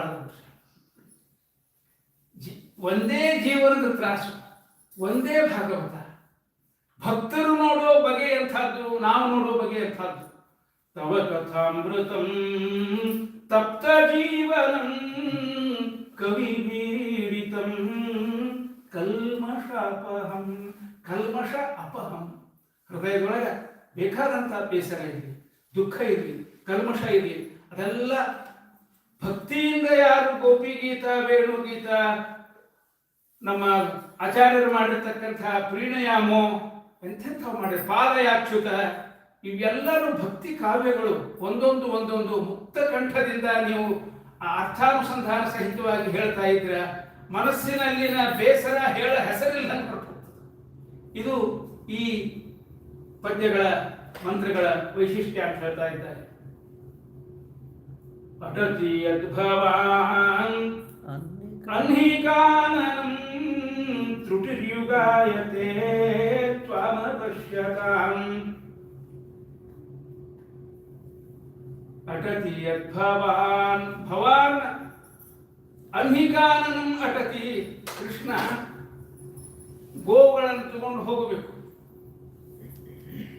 ತ್ರುಟಿರ್ ಯುಗಾಯತೆ, ಯುಗದಂತೆ ಭಾಸವಾಗ್ತದೆ ಸಂಜೆ ಮುಂದೆ ನೀ ಬರೋ ತನಕ. ತ್ರುಟಿ ಅಂದ್ರೆ ಕ್ಷಣಕಾಲ, ಕ್ಷಣ ಕ್ಷಣಕ್ಕೂ ಯುಗ ಕಳೆದ ದುಃಖ. ಕುಟಿಲ ಕುಂತಲಂ ಶ್ರೀಮುಖಂಚತೆ ಜಡವದೀಕ್ಷತ ಪಕ್ಷ್ಮನುದೃಶಾಂ. ಇವರು ಗೋಪಿಕಾಸ್ತ್ರೀಯರು ಮುಂಜಾನೆ ಹೋಗು ಮುಂದ ಆ ಬಾಲಗೋಪಾಲ ಕೃಷ್ಣನಿಗೆ ಕಾಡು ಕುಸುಮಗಳಿಂದ ಆ ಗುಂಗುರು ಕೂದಲಕ್ಕೆ ಅಲಂಕಾರ ಮಾಡಿ ಕಳಿಸಿರು. ಇವರೇ ಅಲಂಕಾರ ಮಾಡಿರ್ತಾರೆ. ಸಂಜೆ ಮುಂದೆ ಗೋಧೂಳಿ ಮುಹೂರ್ತದೊಳಗ ದೂರದಿಂದ ಬರೋದನ್ನು ನೋಡಿದಾಗ ಒಂದಿಷ್ಟು ಧೂಳಿ ಮೆತ್ತಿರ್ಬೇಕು, ಒಂದಿಷ್ಟು ಆ ಗುಂಗುರು ಕೂದಲು ಹಿಂಗೆ ಜೋತು ಬಿದ್ದಿರಬೇಕು. ಅದನ್ನು ನೋಡಿ ಮೋಹಗೊಳ್ಬೇಕು. ಎಷ್ಟು ಚಂದ ಕಾಣಿಸ್ತಾನೆ. ಕುಟಿಲ ಕುಂತಲಂ ಶ್ರೀಮುಖಂಚತೆ, ಆ ಮುಖದ ಮೇಲಿನ ಕಾಂತಿ. ತಾವೇ ಅಲಂಕಾರ ಮಾಡಿದ ಕೂಸನ ನೋಡಿ ತಾಯಿ ಹೆಂಗ ಮುಗ್ಧ ಆಗಿಬಿಡ್ತಾಳ. ನನ್ನ ದೃಷ್ಟಿ, ತಾಯಿ ದೃಷ್ಟಿ, ನಾಯಿ ದೃಷ್ಟಿ ಹೋಗ್ಲಿ ಅಂತ ದೃಷ್ಟಿ ತೆಗಿತಾಳ. ಹಂಗ ಗೋಪಿಕಾ ಸ್ತ್ರೀಯರ ಭಕ್ತಿ. ಅಲ್ಲೇ ದೂರದಿಂದ ಕುಟಿಲ ಕುಂತಲಂ, ಆ ಮುಂಗುರುಳು, ಆ ಕೂದಲ, ಶ್ರೀಮುಖಂಚತೆ, ಅದು ದೂರದೊಳಗೆ ನೀ ಕಾಣಿಸ್ತಿದ್ರ. ಜಡವದೀಕ್ಷತಾಂ ಪಕ್ಷ್ಮನುದೃಶಾಂ. ಅದ್ಭುತ ಅದ್ಭುತ ಬಣ್ಣ. ಅವು ದೂರದಿಂದ ನೋಡ್ತಾ ಕಣ್ಣು ಅರಳಿಸಿ ನಿಂತಿರಬೇಕು. ಕೃಷ್ಣ ಹತ್ರ ಬಂದಂಗ ಕಣ್ಣೊಳಗಿಂದ ನೀರು ಸುರಿಲಿಕ್ಕತ್ತು. ಯಾಕ? ಕಣ್ಣು ತುಳುಕಿಸೋ ಹಂಗಿಲ್ಲ. ಬಹಳ ಹೊತ್ತು ನೀವು ಕಣ್ಣು ತುಳುಕಿಸದ ನೋಡ್ಲಿಕ್ಕತ್ತೀರಿ ಅಂದ್ರೆ ಕಣ್ಣೊಳಗೆ ನೀರು ಬರ್ಲಿಕ್ಕತ್ತದ. ಕೃಷ್ಣ ಹತ್ರ ಬಂದು ಮೈ ಅಲ್ಲಾಡಿಸಿ ಕೇಳಬೇಕು. ಹಿಂಗ್ಯಾಕ ಅಂದ್ರ ಪಕ್ಷ್ಮ ನುತ್ತು, ಈ ಕಣ್ಣಿನ ರೆಪ್ಪೇನವಲ್ಲ ಇವು ನೋಯಿಸ್ಲಿಕ್ಕತ್ತಾವೋ ಕೃಷ್ಣ. ದೃಶಾನ್, ಕಣ್ಣುಗಳ ಪಕ್ಷ್ಮ ನುತ್ತು, ರೆಪ್ಪಿ ನೋಯಿಸ್ಲಿಕ್ಕತ್ತಾವ ಅಂತ ಅವನ ಮುಂದೆ ಕಂಪ್ಲೇಂಟ್ ಹೇಳ್ಬೇಕಂತ. ಮತ್ತೆ ರೆಪ್ಪಿ ಬಡಿಯಿಲ್ಲ ಅಂದ್ರ ಯಾಕ ರೆಪ್ಪಿ ಬಡಿದ್ರೆ ನೀ ಕಾಣಿಸುದಿಲ್ಲ ಅದನ್ನು ಕಾಣಿಸ್ತು. ಎಂಥ ಮುಗ್ಧ ಪ್ರೇಮ, ಎಂಥ ಆಳವಾದ ಭಕ್ತಿ. ಪಕ್ಷ್ಮನುದೃಶಾಂ ಪತಿಸುತಾನ್ವಯಾನ್ ಭ್ರಾತೃಬಾಂಧವಾನ್ ಅತಿ ವಿಲಂಘ್ಯತೆ ಅಚ್ಯುತಾಗತಾಃ. ಇದನ್ನ ಹೇಳಿ ನಾನು ಹಿಂದಕ್ಕೆ ಇನ್ನೊಮ್ಮೆ ಹೇಳ್ತೀನಿ. ನಮ್ಮ ಬೇಂದ್ರೆ ಅವರು ಇದನ್ನ ಕನ್ನಡ ಕರ್ಮ ಮಾಡ್ಯಾರ. ಇವನ ಪಂಥವ ತೊಟ್ಟು ಬಂಧು ಬಳಗವ ಬಿಟ್ಟು ಬಂದೇನೆ ಸಖಿ ಬಂದೇನೆ, ಹಿಂದೇನೆ ಇವನ ಹಿಂದೇನೆ, ಕಾಣುವಂತಹ ನಲ್ಲ ಕಾಣದಾಗನು ಗೊಲ್ಲ ಚಂದೇನೆ ಇದು ಚಂದೇನೆ, ಮುಂದೇನೆ ಸಖಿ ಮುಂದೇನೆ. ಉಳಿದವರಿಗೆ ಕಾಣುವಂಥವ ಅಲ್ಲ, ಜನಸಾಮಾನ್ಯರಿಗೆ. ಆದ್ರೆ ನಮಗ ನಮ್ಮ ನಲ್ಲ ಕಾಣುವಂತಹ ನಲ್ಲ ಕಾಣದಾದನು ಗೊಲ್ಲ, ದನ ಕಾಯಮ ಅಂತ ಬೈತಾರ ಪ್ರೀತಿಯಿಂದ. ಕಾಣುವಂತಹ ಇವರು ಚಿನ್ಮಯನಂದರು ಒಂದು ಕಡೆಗೆ ದ್ಯಾಟ್ ಕೌಹರ್ಟ್ ಬಾಯ್ ಅಂತ ಕರೀತಾ ಇದ್ರು. ಕೃಷ್ಣನನ್ನ ಆ ಗೊಲ್ಲ ಬಾಲಕ ನನಗೂ ಕೆಲವು ಸಲ ಮುಗ್ಧಗೊಳಿಸಿಬಿಡ್ತಾನೆ ಅಂತ ಅವನನ್ನು ಬೈತಾ ದ್ಯಾಟ್ ಕೌಹರ್ಟ್ ಬಾಯ್ ಅಂತ ಅಡ್ರೆಸ್ ಮಾಡಿ ಅವನ ಹಂಗಿಲ್ಲೇ ಕಾಣದಾದನು ಗೊಲ್ಲ ಮುಂದೇನೆ ಸಖಿ ಮುಂದೇನೆ. ಇದನ್ನು ಪೂರ ಹೇಳುವುದಿಲ್ಲ, ಹಿಂದಕ್ಕೆ ಹೇಳಿನಿ, ಕಡಿ ಭಾಗಕ್ಕೆ ಬಂದ್ಬಿಡ್ತೀನಿ. ಅವನನ್ನು ನೆನೆದು ಅಳ್ತಾರ. ಹೊಳೆಯೋಳು ಹೊತ್ತಾರೆ ಧುಮುಕಿನ ಸತ್ತಾರೆ, ಹೊಂದೇನೆ ಅವನ ಹೊಂದೇನೆ. ಅವನನ್ನು ಹುಡುಕಿ ಸಾಕಾಗಿ ಕಡಿಕೆ ಅವಳು ಅಂತಾಳಂತ ಹೊಳೆಯೊಳಗೆ ಹೋಗಿ ಹಾರ್ಕೊಂಡು ಬಿಡ್ತೀನಿ. ಯಾಕಂದ್ರೆ ಈ ಚರ್ಮದ ಚಕ್ಷುಷಿಗೆ ಕಾಣುವುದಿಲ್ಲ ಅಂತನ, ಇದು ಮುಗಿದು ಹೋಗ್ಲಿ ಈ ಶರೀರ, ಅವನು ನೋಡುವುದಿಲ್ಲ ಅಂದ್ರೆ ಬದುಕಿರ್ಬೇಕಾಗ. ಆದ್ರಿಂದ ಮುಗಿಸಿಬಿಡ್ತೀನಿ. ಹೊಳೆಯೋಳು ಹೊತ್ತಾರೆ ಧುಮುಕಿನ ಸತ್ತಾರೆ, ಹೊಂದೇನೆ ಅವನ ಹೊಂದೇ ಮಾಡಿದ್ರೆ ಸಿಗ್ತಾನೇನವ ಅಂದಾಗ ಕೃಷ್ಣ ಕಾಣಿಸ್ಕೊಳ್ತಾನೆ. ತಾಸಾಂ ಆವಿರಭೂತ್ ಶೌರಿ ಸ್ಮಯಮಾನ ಮುಖಾಂಬುಜಃ ಪೀತಾಂಬರ ಧರಸ್ರಗ್ವಿ ಸಾಕ್ಷಾನ್ ಮನ್ಮಥ ಮನ್ಮಥಃ. ಬೇಂದ್ರೆಯವರು ಹೇಳ್ತಾರೆ, ಕೃಷ್ಣ ಅಂತಾರಂತ, ನಾ ಎಲ್ಲಿ ಹೋಗಿದ್ದೆ ಅಲ್ಲಿ ಕಾಣಿಸಿಕೊಂಡು ಅವಳಿಗೆ ಹೇಳ್ತಾ ಇದ್ದಾನೆ, ನಾ ಎಲ್ಲಿ ಹೋಗಿದ್ದೆ ನಿನ್ನ ಎದಿ ಒಳಗಿದ್ದೆ, ಬಂದೇನೆ ಹೊರಗೆ ನಿಂದೇನೆ, ಮುಂದೇನೆ ನಿನ ಮುಂದೇನೆ ಅಂತ ಕಾಣಿಸಿಕೊಂಡು ಈಶ್ವರ ಸರ್ವಭೂತಾನಾಂ ಹೃದಯೇಶೇ ಅರ್ಜುನ ತಿಷ್ಠತಿ ಅನ್ನುವಂತಹ ಪಾಠವನ್ನ ನಿನ್ನ ಹೃದಯದೊಳಗೆ ನಾನು ವಾಸವಾಗಿದ್ದೆ, ಅಂತರಂಗದ ದೃಷ್ಟಿಯಿಂದ ನನ್ನನ್ನು ಕಾಣುವಂತಕ್ಕಂಥ ಆ ತತ್ವವನ್ನ ಅಲ್ಲಿ ಪರಮಾತ್ಮ ತೋರಿಸಿದ್ದಾನೆ. ಸಾಕ್ಷಾನ್ ಮನ್ಮಥ ಮನ್ಮಥ ಇವ ಹೆಂಗಿದ್ದಾನ ಅಂದ್ರೆ ಮನ್ಮಥನಿಗಿಂತಲೂ ಮನ್ಮಥ ಮತ್ತು ಮನ್ಮಥನ ಅಪ್ಪನೇ ಇವ. ವಾರಿಜಾಸನ ಮನೋಜ ಈರ್ವರು ಸುತರು ಸುರಕರಂಗಿಣಿ ತನುಜ. ವಿಜಯದಾಸರು ನಮ್ಮ ಪರಮಾತ್ಮನ ಸಂಸಾರ ವರ್ಣನ ಮಾಡ್ಯಾರ. ಅವಾಗ ವಾರಿಜಾಸನ ಅಂದ್ರೆ ಬ್ರಹ್ಮ, ಮನೋಜ ಕಾಮ ಎರಡು ಗಂಡು, ಸುರತರಂಗಿಣಿ ತನುಜ ಆ ಗಂಗಾದೇವಿ ಅವನ ಹೆಣ್ಮಕ್ಳು, ಎರಡು ಗಂಡು ಒಂದು ಹೆಣ್ಣು, ಎರಡು ಬೇಕು ಮೂರು ಸಾಕು ಅಲ್ಲಿಂದ ಶುರುವಾಗ್ಯದ ಅಂತ. ಹಿಂಗ ಅವನು ಸಂಸಾರ. ಈ ಸಾಕ್ಷಾತ್ ಮನ್ಮಥ ಮನ್ಮಥ, ಮನ್ಮಥನಿಗೆ ತಂದೆ ಇವ, ಅವನಿಗಿಂತಲೂ ಚಲುವ.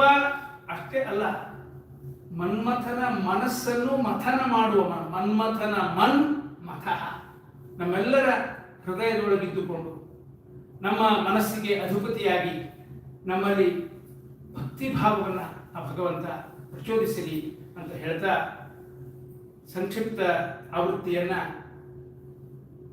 ಗೋಪಿಗೀತೆಯ ಬಗ್ಗೆ ಹೇಳಿ ಇಲ್ಲೇ ದಶಮಸ್ಕಂಧ ಪೂರ್ವಾರ್ಧ ಅಧ್ಯಾಯ 32 ಒಂದು ಸ್ವಾರಸ್ಯದ ಅಂಶದ ಹಿಂದಕ್ಕೆ ನಾ ಗೋಪಿಗೀತ ಹೇಳಿದಾಗಿದ್ದೇನೆ, ಹೇಳಿಲ್ಲ. ಗೋಪ್ಯ ಊಚುಹು ಈ ಗೋಪಿಗೀತದ ಪ್ರಕರಣ ಆದ್ಮೇಲೆ ಗೋಪಿಕಾ ಸ್ತ್ರೀಯರು ಅವ ಕಾಣಿಸ್ಕೊಂಡಾಗ ಅವನನ್ನು ಪ್ರಶ್ನೆ ಕೇಳ್ತಾರಂತ. ಏನ್ ಪ್ರಶ್ನೆ ಕೇಳ್ತಾರ? ಕೃಷ್ಣ, ಈ ಲೋಕದೊಳಗ 3 ಥರದ ಜನ ಇದ್ದಾರೆ. ಕೆಲವರು ಯಾರು ತಮಗ ಪ್ರೀತಿ ಮಾಡ್ತಾರಲ್ಲ ಅವ್ರನ್ನು ಪ್ರೀತಿ ಮಾಡ್ತಾರೆ. ನಾವು ಯಾರಿಂದಲೂ ಪ್ರೀತಿ ಮಾಡಿಸ್ಕೊಂಡಿರ್ತೀವಿ, ಪಾಪ ನಮಗಿಷ್ಟು ಪ್ರೀತಿ ಮಾಡ್ಯಾರ, ನಾವು ಅವ್ರಿಗೆ ಪ್ರೀತಿ ಮಾಡಬೇಕು ಅಂತ ಮಾಡ್ತೀವಿ. ಇವರು ಒಂದು ಗುಂಪು. ಇನ್ನೊಂದು ಗುಂಪು ಯಾರು ನಮ್ಮನ್ನು ಪ್ರೀತಿ ಮಾಡಿರುವುದಿಲ್ಲ ಅವ್ರನ್ನೂ ಪ್ರೀತಿ ಮಾಡ್ತಾರೆ. ಅದು ಎರಡನೇ ಗುಂಪು. ಮೂರನೇ ಗುಂಪು ಪ್ರೀತಿ ಮಾಡೋರ್ನೂ ಪ್ರೀತಿ ಮಾಡೋದಿಲ್ಲ, ಪ್ರೀತಿ ಮಾಡದೇ ಇರೋರ್ನೂ ಪ್ರೀತಿ ಮಾಡೋದಿಲ್ಲ. ಇದು ಮೂರನೇವರು ಅಂತ ಇಷ್ಟು ಹೇಳಿ ಮುಂದೆ ಪ್ರಶ್ನೆ ಕೇಳ್ತಾರ. ಈ ಮೂರೊಳಗ ಯಾರು ನಿನಗೆ ಸೇರ್ತಾರೆ ಕೃಷ್ಣ? ಯಾರು ಒಳ್ಳೆಯವರು ಅಂತ ನಿನಗೆ ಅನಿಸ್ತಾರ? ಗೊತ್ತಾತಲ್ಲ ಯಾಕೆ ಪ್ರಶ್ನೆ ಕೇಳಿಕತ್ತಾರ ಅಂತ ಹೇಳಿ. ಪ್ರಶ್ನೆಯ ಉದ್ದೇಶ ನೀನು ಇಷ್ಟರೊಳಗೆ ಯಾವ ಗುಂಪಿನಾಗ ಸೇರ್ತೀನಿ ನೀನು ಅಂತ ಕೇಳಿಕತ್ತಾರ. ಆದ್ದರಿಂದ ಭಜತೋನು ಭಜಂತೆ ಕಹ ಏತದ್ವಿಪರ್ಯಯಂ ನೋಭಯಾಂಶ್ಚ ಭಜಂತೆ ಕಹ ಏತಂ ನೋ ಬ್ರೂಹಿ ಸಾಧುಭೋಃ ಅಂತ ಭಗವಾನ್ ಉವಾಚ. ಮಿಥೋ ಭಜಂತಿ ಯೇ ಸಖ್ಯಃ ಸ್ವಾರ್ಥ ಏಕಾಂತೋದ್ಯಮಾಹಿತೆ ನ ತತ್ರ ಸೌಹೃದಂ ಧರ್ಮಃ ಸ್ವಾರ್ಥಾರ್ಥಂ ತದ್ಧಿ ನಾನ್ಯಥಾ ಅಂತ ಕೃಷ್ಣ 7 ಶ್ಲೋಕಗಳಲ್ಲಿ ಇದಕ್ಕೆ ಉತ್ತರ ಕೊಡ್ತಾನೆ. ಪ್ರಶ್ನೆ ಒಂದೇ ಶ್ಲೋಕದ. ಯೂಶಲಿ ಇದಕ್ಕೆ ವಿಪರೀತ ಇರ್ತದೆ. ಪ್ರಶ್ನೆ ಕೇಳೋರು ಹುಯಿ ಅಂತ ಮಾತಾಡ್ತಿರ್ತಾರ, ಉತ್ತರ ಕೊಡೋರು ಸಂಕ್ಷಿಪ್ತವಾಗಿ ಉತ್ತರ ಕೊಡ್ತಾರೆ. ಇಲ್ಲೇ ಪ್ರಶ್ನೆ 1 ಶ್ಲೋಕದಾಗ ಕೇಳಿದ್ರೆ 7 ಶ್ಲೋಕದಾಗ ಯಾಕೆ ಉತ್ತರ ಕೊಡ್ತಾನೆ ಕೃಷ್ಣ ಅಂದ್ರ ಬರೀ ಪ್ರಶ್ನೆಗೆ ಉತ್ತರ ಕೊಡುವುದು ಅವನಿಗೆ ಉದ್ದೇಶ ಇಲ್ಲ. ಕೆಲವು ತತ್ವದ ವಿಚಾರಗಳನ್ನ ಈ ನೆಪದಿಂದ ಬರೇ ಗೋಪಿಕಾ ಸ್ತ್ರೀಯರಿಗೆಲ್ಲ ನಮ್ಮೆಲ್ಲರಿಗೂ ತಿಳಿಸೋದು ಅವನ ಉದ್ದೇಶ. ಇದನ್ನ ನೋಡಿದಾಗ ಅದು ನಮ್ಗೆ ಸ್ಪಷ್ಟ ಆಗ್ತದ. ಅಲ್ಲಿ ಹೇಳ್ತಾ ಇದ್ದಾನೆ ನೋಡು, ಕೃಷ್ಣ ಉತ್ತರ ಕೊಡೋದು ನೋಡ್ರಿ. ಶ್ಲೋಕ ಓದುದಿಲ್ಲ, ಅರ್ಥ ಹೇಳ್ತೀನಿ ನಿಮ್ಗೆ. ಪ್ರೀತಿಸಿದವರನ್ನ ಮಾತ್ರ ಪ್ರೀತಿಸೋದು ಸ್ವಾರ್ಥ ಸಾಧನೆ. ಯಾಕೆ ಅವ್ರನ್ನ ಪ್ರೀತಿ ಮಾಡ್ತೀವಿ? ಅದ್ರೊಳಗೆ ಏನು ಪುಣ್ಯ ಇಲ್ಲ, ಪುರುಷಾರ್ಥ ಇಲ್ಲ. ನಮ್ಮನ್ನು ಪ್ರೀತಿ ಮಾಡ್ಯಾರಪ್ಪ, ನಾವು ಅದಕ್ಕೆ ಅವ್ರನ್ನ ಪ್ರೀತಿ ಮಾಡ್ತೀವಿ. ಇದು ಸ್ವಾರ್ಥ ಸಾಧನೆ. ದೀರ್ಘಕಾಲದೊಳಗ ಇಂಥ ಪ್ರೀತಿಗೆ ಧಾರಣ ಸಾಮರ್ಥ್ಯ ಇಲ್ಲ. ದೀರ್ಘಕಾಲ ಬೆಲೆಬಾಳುವಂಥದ್ದಲ್ಲ ಇದು. ಎರಡನೇದು, ಪ್ರೀತಿಸದೇ ಇರೋರನ್ನ ಪ್ರೀತಿಸ್ತಾರಲ್ಲ ಅವರು ಕರುಣಾಳುಗಳು. ಅವರು ಒಂದು ಲೆವೆಲ್ ಮೇಲೆ ಅವರು ಅದಕ್ಕೆ ದೃಷ್ಟಾಂತ ಕೊಡ್ತಾನೆ. ಪಿತರೋ ಯಥಾ, ತಾಯಿ ತಂದೆ ಹುಟ್ಟಿರ್ತಾವ ಮಕ್ಕಳು, ಮುಂದೆ ನಮಗೆ ಪ್ರೀತಿ ಮಾಡ್ತಾವೋ ಹೊರಗಿಡ್ತಾವೋ ಗೊತ್ತಿಲ್ಲ, ಪ್ರೀತಿ ಮಾಡ್ತೀವಿ ಮಕ್ಕಳನ್ನ. ಪಿತರೋ ಯಥಾ, ನಮ್ಮನ್ನು ಪ್ರೀತಿ ಮಾಡದೇ ಇದ್ರು ಆ ಮಕ್ಕಳನ್ನ ನಾವು ಪ್ರೀತಿ ಮಾಡ್ತೀವಿ. ಮೂರನೇದು ಭಜತೋಪಿ ನವೈಕೇಚಿತ್ ಭಜಂತಿ ಅಭಜತಃ ಕುತಃ ಅಂತನ. ಪ್ರೀತಿಸಿದವ್ರನ್ನೇ ಪ್ರೀತಿಸಲಿಲ್ಲ ಅಂದ್ರೆ ಯಾರು ಪ್ರೀತಿಸಿಲ್ವೋ ಅವ್ರನ್ನ ಹೆಂಗೆ ಪ್ರೀತಿ ಮಾಡ್ತಾರೆ? ಮನುಷ್ಯ ಸ್ವಭಾವ ಯಾರು ಪ್ರೀತಿಸಿದವ್ರನ್ನೇ ಪ್ರೀತಿಸುವುದಿಲ್ಲ, ಪ್ರೀತಿಸದೇ ಇರುವವರನ್ನ ಅದು ಹೆಂಗೆ ಪ್ರೀತಿ ಮಾಡ್ತಾರೆ? ಆದ್ದರಿಂದ ಅವರು ಕೆಟ್ಟವರು ಅಂತ ಹೇಳ್ತಾರೆ. ಮತ್ತು ಜಗತ್ತಿನಲ್ಲಿ ಇಂಥವರೇ ಬಹಳ. ಈ ನಿಯಮಕ್ಕೆ ಇದನ್ನು ಹೇಳಿ ಆಮೇಲೆ ಹೇಳ್ತಾರೆ. ಇದಕ್ಕೆ ಅಪವಾದ ಅನಿಸುವವರು ಅನೇಕರಿದ್ದಾರೆ. ಅವರನ್ನ 4 ಬಗೆಯಾಗಿ ವಿಂಗಡಿಸಬಹುದು. ಏನೇನು? ಆತ್ಮಾರಾಮ, ಆಪ್ತ ಕಾಮಾಹ, ಅಕೃತಜ್ಞಾಹ, ಗುರುದ್ರುಹ. 4 ಜನ. ಇವರೊಳಗೆ 2 ಕೆಟ್ಟವರು, 2 ಒಳ್ಳೆಯವರು. ಆತ್ಮಾರಾಮಾಹ, ಬ್ರಹ್ಮಜ್ಞಾನಕ್ಕಾಗಿ ಧ್ಯಾನಾಸಕ್ತರಾಗಿರ್ತಕ್ಕಂಥ ಯೋಗಿಗಳು. ಅವ್ರು ನೀವು ಪ್ರೀತಿ ಮಾಡ್ರಿ, ನಿಮಗೆ ತಿರುಗಿ ಪ್ರೀತಿ ಮಾಡೋದಿಲ್ಲ. ನಿಮ್ಮ ಪ್ರೀತಿ ಅವರು ಸ್ವೀಕಾರ ಮಾಡಿದ್ರೆ ಸಾಕು, ನೀವು ಧನ್ಯ. ಎರಡನೇದು ಆಪ್ತ ಕಾಮಾಹ, ನಿಸ್ಪೃಹಸ್ಯ ತೃಣಂ ಜಗತ್ತಂತೀವಲ್ಲ. ಹಂಗ ಈ ಪ್ರಪಂಚದಿಂದ ಪಡೆಯಬೇಕಾದದ್ದೇನು ಇಲ್ವೇ ಇಲ್ಲ ಅವರಿಗೆ. ಈ ಪ್ರಪಂಚಕ್ಕೆ ನಾ ಯಾಕೆ ಬಂದೀನಿ? ನನ್ನ ಸಾಧನ ನಾನು ಮುಗಿಸ್ಕೊಂಡು ಇಲ್ಲಿಂದ ಹೋಗ್ತಾ ಇರ್ಬೇಕಷ್ಟೇ. ಯಾರೋ ಹೊಗಳ್ತಾರೆ, ಯಾರೋ ತೆಗಳ್ತಾರೆ, ಏನೇನೋ ರಗಳೆ ನಡೀತಿದೆ, ಅದ್ಯಾವುದು ನನಗೆ ಸಂಬಂಧ ಇದೆ ಅಂತಿರ್ತಾರೆ. ಇದು ಎರಡನೇ ಗುಂಪಿನವರು. ಅಂದ್ರೆ ಸಾಧನೆಗೋಸ್ಕರ ಈ ಪ್ರಪಂಚದಲ್ಲಿ ತಾನು ಯಾತಕ್ಕೆ ಬಂದೀನಿ ಅನ್ನೋದನ್ನ ತಿಳಿದು ಆ ಸಾಧನೆ ಪೂರ್ತಿ ಮಾಡ್ಲಿಕ್ಕೋಸ್ಕರ ಬದುಕೋರು ರಾಘವೇಂದ್ರ ಸ್ವಾಮಿಗಳಂತವ್ರು. ಅವರು ನೀವು ಏನ್ರೆ ಮಾಡಿದ್ರೆ, ಈ ಮನುಷ್ಯ ನನಗೆ ಬಹಳ ಪ್ರದಕ್ಷಿಣೆ ನಮಸ್ಕಾರ ಮಾಡ್ಯಪ್ಪ, ನಾ ನಿಮ್ಗೆ ಏನಾರ ಮಾಡಬೇಕು, ಇಲ್ಲ ನಿಮ್ಮ ಹಣೆಗೆ ಬರ್ದಿದ್ರ ಮಾಡ್ತಾರೆ, ಇಲ್ಲ ಅಂದ್ರೆ ಇಲ್ಲ. ಇವರಿಬ್ಬರನ್ನ ಹೇಳಿದ ಮೇಲೆ ಇವರಿಗೆ ಸಂಪೂರ್ಣ ವಿರುದ್ಧ ಗುಣದ ಇಬ್ಬರನ್ನ ಹೇಳ್ತಾನೆ ಕೃಷ್ಣ. ಯಾರ್ಯಾರವರು? ಅಕೃತಜ್ಞ. ಇವರನ್ನು ಯಾರೂ ಪ್ರೀತಿ ಮಾಡುವುದಿಲ್ಲ. ಯಾರ್ಯಾರು? ಮಾಡಿದ ಉಪಕಾರವನ್ನ ಸ್ಮರಿಸದೇ ಇರೋ ಕೃತಜ್ಞರು. ಬೇಕಾದಷ್ಟು ಮಾಡ್ರಿ ನೀವು, ಅದೇನು ಮನಸ್ಸೋ ಕಲ್ಲೋ ಭಗವಂತನೇ ಬಲ್ಲ. ಅವರು ಯಾರಿಗೂ ಏನೂ ಮಾಡುವುದಿಲ್ಲ, ಸ್ವಾರ್ಥದ ಮುದ್ದೆಯಾಗಿ ಬದುಕ್ತಾರೆ. ಅಕೃತಜ್ಞ. ಕೃತಜ್ಞತೆ ಅನ್ನೋದು ಒಂದು ಬಹಳ ದೊಡ್ಡ ಧಾರ್ಮಿಕ ಗುಣ ಅಂತ ಹೇಳ್ತಾ ಇದ್ದಾರೆ ಈ ಮೂಲಕ. ಮನುಷ್ಯ ಕೃತಜ್ಞ ಆಗಬಾರದು. ಗುರುದ್ರುಹ, ಗುರುಗಳಿಂದ ಉಪಕಾರ ಮಾಡಿಸಿಕೊಂಡು ಮುಂದೆ ಅದನ್ನು ಮರೆತು ಬಿಡುವ. ನಮಗೊಂದು ವ್ಯಕ್ತಿತ್ವ ಕೊಡೋರೇ ಗುರುಗಳು. ಇವತ್ತು ನಾವು 4 ಮಾತುಗಳನ್ನು ಆಡ್ತಿದ್ರೆ ಆ ಗುರುಗಳ ಉಪಕಾರ, ಅದನ್ನು ಮರಿಬಾರ್ದು. ಅವರಿಗೆ ಗುರುದ್ರೋಹ ಅಂತ, ಗುರುದ್ರೋಹ ಮಾಡ್ತಕ್ಕಂಥವ್ರು. ಈ 4 ಬಗೆಯ ಮನುಷ್ಯರು ಪ್ರೀತಿಸಿದವರನ್ನ ಪ್ರೀತಿಸೋದಿಲ್ಲ. ಆತ್ಮಾರಾಮರು, ಆಪ್ತಕಾಮರು, ಅವರು ಪ್ರೀತಿಸಿದವರನ್ನ ಪ್ರೀತಿಸೋದಿಲ್ಲ. ಇನ್ನಿಬ್ಬರು ಕೃತಜ್ಞರು, ಗುರುದ್ರೋಹಿಗಳು. ಇಷ್ಟೆಲ್ಲ ಹೇಳಿದ ಮೇಲೆ ಅವರು ಗೋಪಿಕಾಸ್ತ್ರೀಯರಂತಾರೆ, ಕೃಷ್ಣ ಇದೆಲ್ಲ ನಮಗೆ ಗೊತ್ತದ, ಈ ಪ್ರಶ್ನೆ ಕೇಳಿದ ಉದ್ದೇಶ ಏನು ಅಂತ ನಿನಗೆ ತಿಳಿದದಲ್ಲ, ಅದೊಂದು ಬಿಟ್ಟು ಎಲ್ಲ ಮಾತಾಡಿದೆ ಅಂತ ನಿನಗೆ ಅನ್ಸೋದಿಲ್ಲ? ಕೃಷ್ಣ ಹೇಳ್ತಾನ, ನಾಹಂತು ಸಖ್ಯೋ ಭಜತೋಪಿ ಜಂತು ಭಜಾಮ್ಯಮೀಷಾಂ ಅನಿವೃತ್ತಿ ವೃತ್ತಯೇ ಯಥಾಧನೋ ಲಬ್ಧಧನೇ ವಿನಷ್ಟೇ ತಚ್ಚಿಂತೆಯಾನ್ಯನ್ಯ ನಿವೃತ್ತೋ ನ ವೇದ. ತಚ್ಚಿಂತೆ ಅನ್ಯನ್ಯವೃತೋ ನ ವೇದ. ಈಗ ಭಜತಃ ಜಂತೂನ್ ನಾಹಂ ಭಜಾಮಿ, ಪ್ರೀತಿಸುವವ್ರನ್ನ ಜನ ಪ್ರೀತಿಸ್ತಾರಲ್ಲ, ಮೊದಲನೇ ಕ್ಯಾಟಗರಿ, ನಾ ಅಂಥವಲ್ಲ. ಆಯ್ತಾ? ಯಾಕೆ ಅಂದ್ರೆ ಅಮೀಷಾಂ ಅನಿವೃತ್ತಿ ವೃತ್ತೈ, ನನ್ನ ಭಕ್ತರ ಚಿತ್ತವೃತ್ತಿ ನನ್ನನ್ನೇ ಅನುವರ್ತಿಸುವಂತೆ ಮಾಡಲಿಕ್ಕೆ ನಾನು ಹೀಗೆ ಮಾಡ್ತೀನಿ. ಇದಕ್ಕೊಂದು ದೃಷ್ಟಾಂತ ಕೊಡ್ತಾನೆ ಕೃಷ್ಣ. ಯಥಾಧನು ಲಬ್ಧಧನೇ ವಿನಷ್ಟೇ. ಈಗ ಅತ್ಯಂತ ದರಿದ್ರನಿಗೆ ಒಮ್ಮೆ ಧನ ಪ್ರಾಪ್ತಿ ಆಗ್ತದೆ, ಅದು ಅಲ್ಪ ಸಮಯದಲ್ಲೇ ಕಳೆದು ಹೋಗ್ಬಿಟ್ರೆ ಆ ಕಳೆದು ಹೋಗಿರ್ತಕ್ಕಂತಹ ಧನವನ್ನೇ ಚಿಂತಿಸ್ತಾ ಇರ್ತಾನೆ. ಹಾಗೆ ನನ್ನ ಭಕ್ತರಿಗೆ ಒಂದು ಸಲ ನನ್ನ ಸ್ವರೂಪ ತೋರಿಸ್ತೀನಿ, ಸ್ವಲ್ಪ ತೋರಿಸಿ ಅದೃಶ್ಯ ಆಗ್ಬಿಡ್ತೀನಿ. ಆ ರೂಪವನ್ನು ಅದೃಶ್ಯಗೊಳಿಸಿದಾಗ ಮುಂದೆ ಏನ್ ಮಾಡ್ತಾನವ? ಅದರಂತೆ ಸಂತತ ಚಿಂತನೆ ನಡೆಸಿ ಭಕ್ತ ತನ್ನ ಸಾಧನೆಯನ್ನ ಪೂರ್ಣಗೊಳಿಸಿಕೊಳ್ತಾನೆ. ಅನಂತರ ನನ್ನ ಹತ್ರ ಬರ್ತಾನೆ. ಈ ಕೃಷ್ಣನ ಮಾತಿಗೆ ಭಾಗವತದಲ್ಲೇ ಅನೇಕ ಉದಾಹರಣೆಗಳನ್ನ ನಾವು ಕೇಳಿದ್ದೀವಿ. ನಾರದರು ದಾಸಿ ಪುತ್ರನಾಗಿ ಜನಿಸಿರ್ತಾರೆ. 4 ಜನ ಚಾತುರ್ಮಾಸದಲ್ಲಿ ಸನ್ಯಾಸಿಗಳು ಬರ್ತಾರೆ. ಅವ್ರು ಹೇಳ್ತಕ್ಕಂಥ ಭಗವತ್ ಕಥಾಗಳಿಂದ ಆಕರ್ಷಿತರಾಗಿ ಅವ್ರು ಹಿಂದಿಯಿಂದ ಹೋಗ್ತಾರೆ. ಇನ್ನು ತಾಯಿ ಬದುಕಿದ್ದಾಳಪ್ಪ, ತಿರುಗಿ ಹೋಗು ಅಂತ ಅವ್ರು ಕೊಟ್ಟು ಕಳಿಸ್ತಾರೆ. ಮುಂದೊಂದು ದಿವಸ ಹಾವು ಕಚ್ಚಿ ತಾಯಿ ಸಾಯ್ತಾಳೆ. ಅನಾಥ ಬಾಲಕ ಆಯ್ತು, ಇದ್ದದ್ದೊಂದು ಋಣಾನುಬಂಧ ಮುಗಿದು ಹೋಯ್ತು ಅಂತ ಭಗವಂತನ ಧ್ಯಾನದಲ್ಲಿ ಇನ್ನುಳಿದ ಆಯುಷ್ಯ ಕಳಿಬೇಕು ಅಂತ ಅವರೇನು ಸಂತರು ತಿಳುವಳಿಕೆ ಕೊಟ್ಟಿದ್ರು. ಆ ತಿಳುವಳಿಕೆ ಮಿತಿ ಒಳಗ ಭಗವಂತನ ಧ್ಯಾನಾಸಕ್ತನಾಗಿ ಎಷ್ಟು ಗಾಢವಾಗಿ ಭಗವಂತನನ್ನ ಚಿಂತಿಸ್ತಾನ ಅಂದ್ರೆ ಆಕಾಶವಾಣಿ ಆಗ್ತದೆ.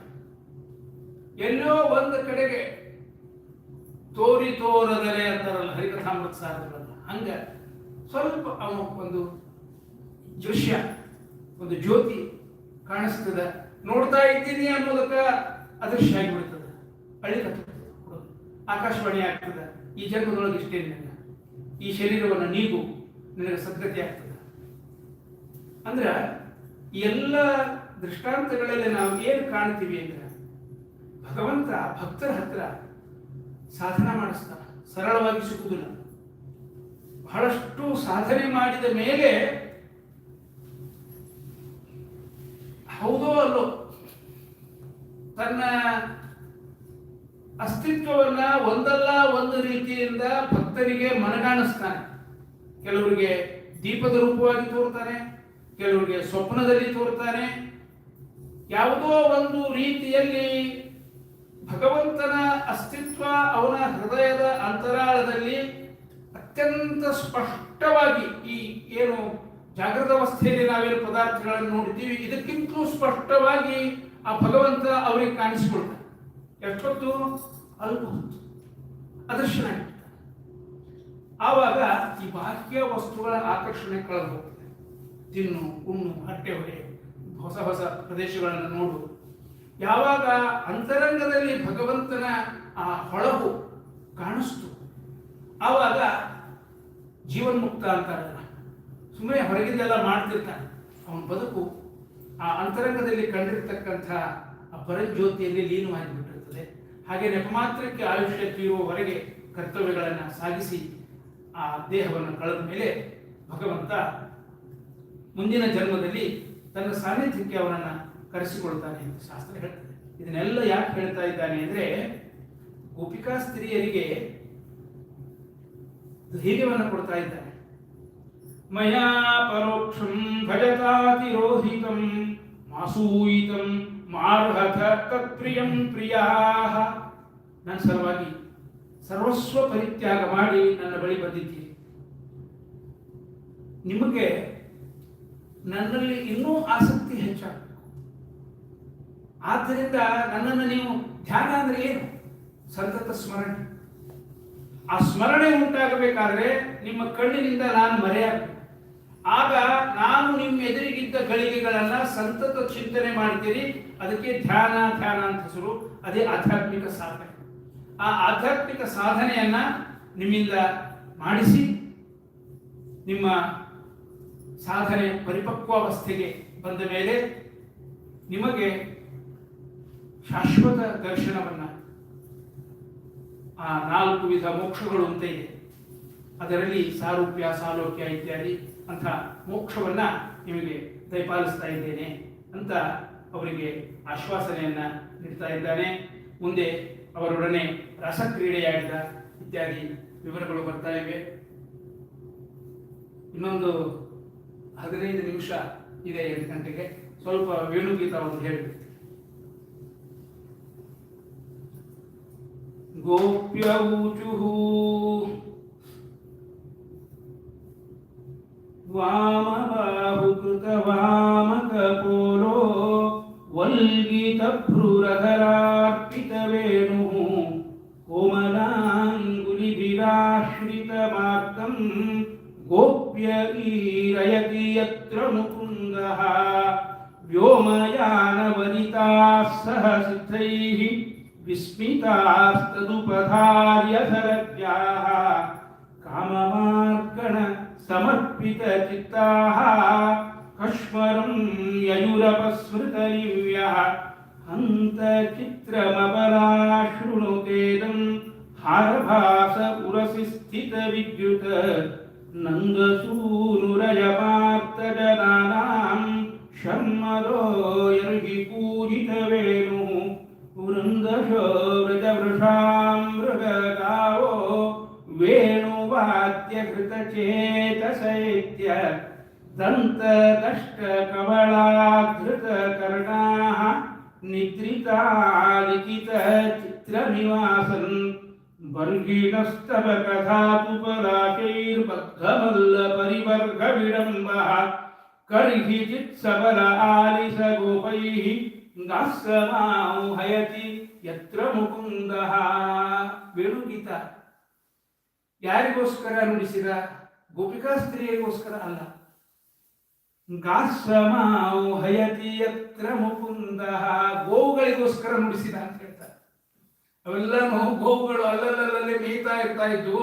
ಅವನ್ನೆಲ್ಲ ಅಲ್ಲಲ್ಲಿ ಹೋಗಿ ಕರ್ಕೊಂಡು ಸಂಜೆ ಮುಂದೆ ಮನೆಗೆ ಹೋಗ್ಬೇಕಲ್ಲ, ಒಂದು ಕಡೆಗೆ ನಿಂತ್ಕೊಂಡು ವೇಣುಗಾನವನ್ನು ಮಾಡ್ತಾ ಇದ್ರ ಎಲ್ಲ ಅವ ಇದ್ದಲ್ಲಿ ಓಡೋಡಿ ಬರ್ತಿದ್ವು ಅಂತ. ಕೊಳಲನೂದುವ ಚದುರ ನ್ಯಾರೆ ಪೆಳಮಯ್ಯ ಗೋವುಗಳೆಲ್ಲವೂ ಮೇವನ್ನು ಮರೆತು ಹೋಗ್ತದೆ.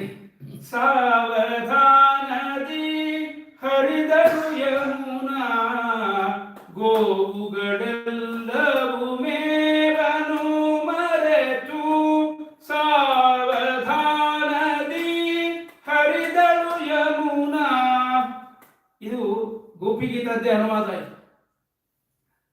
ಶ್ರೀಕೃಷ್ಣ ಪರಮಾತ್ಮ ಇದನ್ನ ಬರೇ ಒಂದು ಎಲ್ಲೋ ಹಿಂದೆ ನಡೆದ ಘಟನಾ ಅಂತ ಅಂದ್ಕೋಬೇಡ್ರಿ. ಪುತ್ತಿಗೆ ಸ್ವಾಮಿಗಳು ಪರ್ಯಾಯದೊಳಗ ಒಂದು ನಡೆದ ಘಟನಾದ್ದು ವಾಟ್ಸಪ್ ಕಳಿಸಿದ್ರು. ನಿಮ್ಮಲ್ಲಿ ಅನೇಕರು ನೋಡಿರ್ತೀರ. ಒಂದು ಕಡೆಗೆ ಒಬ್ಬ ಹೆಣ್ಮಗಳು ಬಂದು ಕುತ್ಕೊಂಡು ಸುಸ್ವರವಾಗಿ ವೇಣುಗಾನವನ್ನು ಮಾಡ್ತಾ ಇದ್ದಾಳೆ, ಕೊಳಲನ್ನು ನುಡಿಸ್ತಾ ಇದ್ದಾಳೆ. ಎಲ್ಲೆಲ್ಲಿ ಇದ್ದು ಗೋವುಗಳೆಲ್ಲ ಬಂದಕ್ಕೆ ಸುತ್ತಾರಿ ನಿಂತ್ಕೊಂಡ್ಬಿಟ್ಟಿದ್ದು. ವಿಡಿಯೋದೊಳಗೆ ಕಾಣಿಸ್ತದೆ ನೋಡಿ. ಅಂದ್ರೆ ಇವತ್ತಿಗೂ ಗೋವುಗಳಿಗೆ ವೇಣುಗಾನ ಅತ್ಯಂತ ಪ್ರಿಯವಾದದ್ದು ಅನ್ನೋದನ್ನ ಕಣ್ಣಾರೆ ಕಾಣಲಿಕ್ಕೆ ಸಾಧ್ಯ. ಎಲ್ಲೋ ಭಾಗವತದೊಳಗೆ ವೇದವ್ಯಾಸರು ಹೇಳ್ಯಾರ ಗೋವುಗಳಿಗೆ ವೇಣುಗಾನ ಪ್ರಿಯ ಅಂತ. ಇನ್ನೊಂದು ಹೇಳ್ತೀನಿ, ಇಲ್ಲೇ ನ್ಯೂಯಾರ್ಕ್ ಹತ್ರ ಇಸ್ಕಾನ್ದವರು ವೃಂದಾವನ ಅಂತ ಮಾಡ್ಯಾರ. ಅಲ್ಲೇ ಹೋಗಿದ್ವಿ ನಾವು. ಅಲ್ಲೇ ಅವರೊಂದು ಪ್ರಯೋಗ ಮಾಡ್ಯಾರ. ಹಾಲು ಕರೆಯೋ ಕಾಲಕ್ಕ ವೇಣುಗಾನದ ರೆಕಾರ್ಡಿಂಗ್ ಹಾಕಿದ್ರೆ ಆಕಳುಗಳ ಮುಖದೊಳಗೆ ಒಂದು ಪ್ರಸನ್ನತ, ಹಾಲು ಹೆಚ್ಚು ಕರೀತಾವ ಅಂತ ಅವರು ದಾಖಲೆಗೊಳಿಸ್ಯಾರ. ಈ ಎಲ್ಲ ಸಂದರ್ಭಗಳಿಂದ ಅವತ್ತು ಏನು ಕೃಷ್ಣ ಗೋವುಗಳಿಗೆ ವೇಣುಗಾನವನ್ನ ಕೇಳೋ ಸಂಸ್ಕಾರ ಕೊಟ್ಟ, ಅದು ಇವತ್ತಿಗೂ ಗೋವುಗಳಲ್ಲಿ ಉಳಿದಿದೆಯೋ ಏನೋ ಅನ್ನುವಂತೆ ಆ ಗೋವುಗಳು ವರ್ತಿಸ್ತಾ ಇರೋದನ್ನ ನಾವು ಕಾಣಿಸ್ತೇವೆ. ಹೆಂಗ ಚಿತ್ರ ಕೊಟ್ಟಾರ್ರಿ? ಚಿತ್ರಕಾವ್ಯ ಅಂತಾರ. ವಾಮ ಬಾಹು ಕೃತ ವಾಮಕ ಪೋಲೋ ವಲ್ಗೀತ ಭ್ರೂರಧರಾರ್ಪಿತ ವೇಣು ಕೋಮಲಾಂಗುಲಿ ವಿರಾಕೃತ ಮಾರ್ಗಂ ಗೋಪ್ಯ ಈರಯತಿ ಯತ್ರ ಮುಕುಂದ. ಅಷ್ಟು ಹೃದಯ ಕಾವ್ಯ ನೋಡ್ರಿ. ಅವರಂತಾರ ಗೋಪ್ಯ ಈರಯತಿ.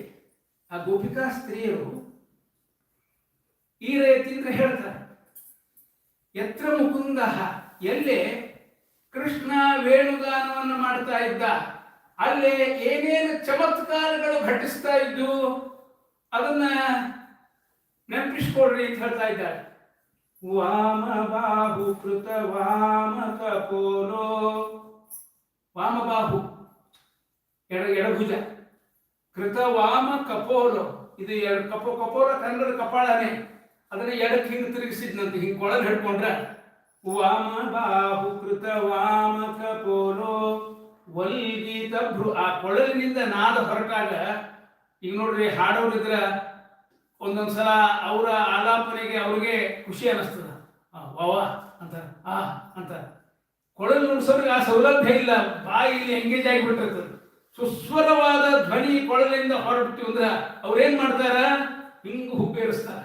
ವಲ್ಗೀತ ಭ್ರು ರಧರಾರ್ಪಿತವೇನು. ವಲ್ಗಿ ಭ್ರು ಅಂದ್ರೆ ಹುಬ್ಬು, ಅದು ವಲ್ಗೀತ ಸೊಟ್ಟ ಆಗ್ತದಂತ.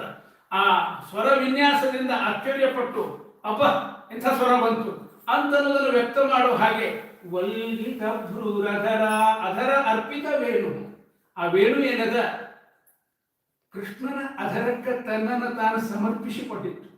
ಕೃಷ್ಣ ತನ್ನ ಅಧರವನ್ನ ಕೊಳಲಿಗೆ ಮುಟ್ಟಿಸಿರ್ಲಿಲ್ಲ, ಕೊಳಲು ತನ್ನನ್ನ ಕೃಷ್ಣನ ಅಧರಕ್ಕೆ ಸಮರ್ಪಣೆ ಮಾಡಿಕೊಂಡಿತ್ತು.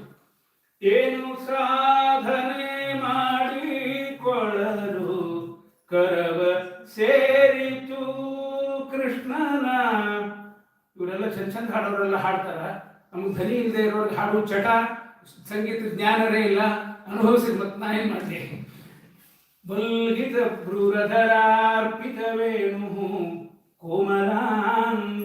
ಕೋಮಲಾಂಗುಲಿಭಿರಾಶ್ರಿತ ಏನ್ ಮಾರ್ಗ ಅಂದ್ರ ಆ ಕೊಳಲಿನೊಳಗೆ ರಂಧ್ರ ಇರ್ತಾವಲ್ರಿ, ಅವಕ್ಕೆ ಮಾರ್ಗ ಅಂತ. ಕೋಮಲ ಅಂಗುಲಿಭಿ ಆಶ್ರಿತ ಮಾರ್ಗಂ. ಹಿಂಗ ಹಿಡಿದಿರ್ತಾರಲ್ಲ, ಕೆಲವು ತೂತು ಮುಚ್ಚಿರ್ತಾರೆ, ಕೆಲವು ಹಿಂಗ ಬೆರಳು ಅವನು ಓಪನ್ ಇಟ್ಟಿರ್ತಾರೆ. ಕೋಮಲ ಅಂಗುಲಿ ಕೃಷ್ಣನ ಬೆರಳುಗಳು. ಕೋಮಲಾಂಗುಲಿಭಿರಾಶ್ರಿತ ಮಾರ್ಗಂ ಅಂತ ಹೇಳಿ ಅವಳು ಹೇಳ್ತಾಳ. ಗೋಪ್ಯ ಈರಯತಿ ಯತ್ರ ಕೃಷ್ಣ ಎಲ್ಲಿ ನಿಂತು ಹಿಂಗ ಕೊಳಲು ನುಡಿಸ್ತಾ ಇದ್ದಾನೋ ಅಲ್ಲೇ ಅಂತ ಪಾಸ್ ಮಾಡ್ತಾಳ. ಅಂದ್ರ ಹಿಂಗ ನಿಂತಿರ್ಬೇಕು, ಹಿಂಗ ಇದನ್ನ ತಿರುಗಿಸಿರ್ಬೇಕು, ವಾಮ ಬಾಹುಕೃತ ವಾಮ ಕಪೋಲನಾಗಿರ್ಬೇಕು, ಕೊಳಲಿನೊಳಗ ರಂಧ್ರಗಳ ಮೇಲೆ ಬೆರಳಿಟ್ಟಿರ್ಬೇಕು. ಹಿಂಗ ಕೃಷ್ಣನನ್ನ ಚಿತ್ರಿಸಿಕೊಳ್ರಿ ಅಂತ ಒಂದು ಚಿತ್ರಕಾವ್ಯ ಮೊದಲ ಪದ್ಯದಿಂದ ಇಟ್ಟು ಮುಂದ ಅವ್ರಿಗೆ ಕಲ್ಪನಾಕ್ಕೆ ಬಿಟ್ಟು ಬಿಡಿದಾಳ. ಎಲ್ಲರೂ ನೋಡಿರಿ ನೀವು ಕೃಷ್ಣನ. ಇಷ್ಟ ಅಂದ ಕೂಡಲೇ ಎಲ್ಲರಿಗೂ ನೆನಪಾಗಬೇಕು, ಭೂಮಿ ಮೇಲೆ ಏನಾಯ್ತು ಕೃಷ್ಣ ಹಿಂಗ ಕೊಳಲು ನುಡಿಸ್ಲಿಕ್ಕತ್ತಾಗ, ನೀರಿನೊಳಗೆ ಏನಾಯ್ತು, ಆಕಾಶದೊಳಗೆ ಏನಾಯ್ತು, ಒಂದೊಂದಾಗಿ ಹೇಳ್ತಾ ಇದ್ದಾರೆ. ವೃಂದ ಶೌರಜ ವೃಷಾಮೃಗ ಗಾವೋ ವೇಣುವಾದ್ಯ ಹೃತ ಚೇತಸೇತ್ಯ ದಂತ ದಷ್ಟ ಕವಡಾಧೃತ ಕರ್ಣಾಃ ನಿದ್ರಿತಾ ಲಿಖಿತ ಚಿತ್ರಮಿವಾಸನ್. ಒಂದು ಮರದ ಕೆಳಗ ಕೃಷ್ಣ ನಿಂತ್ಕೊಂಡಿರ್ಬೇಕು. ಅಲ್ಲೇ ಅವನು ಸುತ್ತಾರೆ ಅವನ ಕೊಳಲಿನ ಧ್ವನಿಯನ್ನ ಕೇಳಿ ವೃಂದಶಃ ಗುಂಪು ಗುಂಪಾಗಿ ವ್ರಜ ವೃಷ ಮೃಗ ಗಾವಹ ಎತ್ತುಗಳು ಕುರಂಗಗಳು ಭೃಂಗಗಳು ಎಲ್ಲ ಬಂದು ಸುತ್ತಾರೆ ನಿಂತ್ಕೊಳ್ಬೇಕು. ಹೆಂಗ ವೇಣುವಾದ್ಯ ಹೃತ ಚೇತಸಃ ದಂತದಷ್ಟ ಕವಳಾಹ ಹಲ್ಲಲ್ಲಿ ಕಚ್ಚಿ ಹಿಡಿದ ಹುಲ್ಲನ್ನ ಉಗುಳದೆ ನುಣಸದೆ ಹಿಂಗೆ ಬಂದು ನಿಂತ್ಕೊಂಡಿರ್ಬೇಕು, ಬಾಯೊಳಗೆ ಹಿಡಿದುಕೊಂಡು. ನಿದ್ರಿತಾಹ ಇವೆಲ್ಲ ಹಿಂಗೆ ನಿಂತ್ಕೊಂಡು ಅವರ ಮೈ ಮೇಲೆ ಎಚ್ಚರದನೋ ಅಥವಾ ನಿದ್ದೆ ಹತ್ತಿ ಬಿಟ್ಟದೋ ಅನ್ನೋಷ್ಟು ನಿಶ್ಚಲವಾಗಿ ನಿಂತ್ಕೊಂಡಿರ್ಬೇಕು. ಲಿಖಿತ ಚಿತ್ರಮಿವ ಇದೊಂದು ಚಿತ್ರಪ. ಒಬ್ರು ಯಾರೋ ಒಂದು ಮರದ ಚಿತ್ರ ಬರೆದಾರ, ಕೆಲವೊಂದು ಕೃಷ್ಣನ ಚಿತ್ರ ಬರೆದಾರ, ಅವ ಕೊಳಲು ನುಡಿಸ್ಲಿಕ್ಕತ್ತಾನ. ಸುತ್ತರೆ ಎಲ್ಲ ಇವು ಪ್ರಾಣಿಗಳು ಬಂದು ಆಕಳುಗಳು ಚಿಗುರುಗಳು ಎಲ್ಲ ನಿಂತ್ಕೊಂಡಾವ. ಹಿಂಗೊಂದು ಚಿತ್ರ ಅದ, ಇಲ್ಲ ಇದು ಖರೆ ನಡೀಲಿಕ್ಕತ್ತಿಲ್ಲ. ಲಿಖಿತ ಚಿತ್ರಮಿವಾಸನ್ ಬರ್ಹಿಣಸ್ತವ ಕಥಾಪುಪಲಾಶೈರ್ಬದ್ಧಮಲ್ಲ ಪರಿವರ್ಗ ವಿಡಂಬ. ವೇಣುವಾದನ ಮಾಡಿದಾಗ ಎಷ್ಟು ಸುಂದರ ಚಿತ್ರಣ ಕೊಡ್ತಾರೆ ನೋಡಿ. ಆಮೃಷನ್ ಪಯಸಿವಾ ಬಹು ಪುಣ್ಯಾಃ ಪ್ರೇಮ ವೇಪಿತ ಭುಜಾಕೃತ ವೇಗಾಃ. ಅಲ್ಲೇ ಯಮುನಾ ನದಿಯ ತರಂಗಗಳು ದಂಡಿ ಮೇಲೆ ನಿಂತ ಕೃಷ್ಣನ ಪಾದದ ಧೂಳಿಯನ್ನ ಪಾನ ಮಾಡಲಿಕ್ಕೆ ತೆರೆ ತೆರೆಯಾಗಿ ಮುಂದೆ ಸರದು ಬಂದು ಕೃಷ್ಣನ ಪಾದ ತೋಯಿಸ್ಬೇಕಂತ. ಯಾಕ?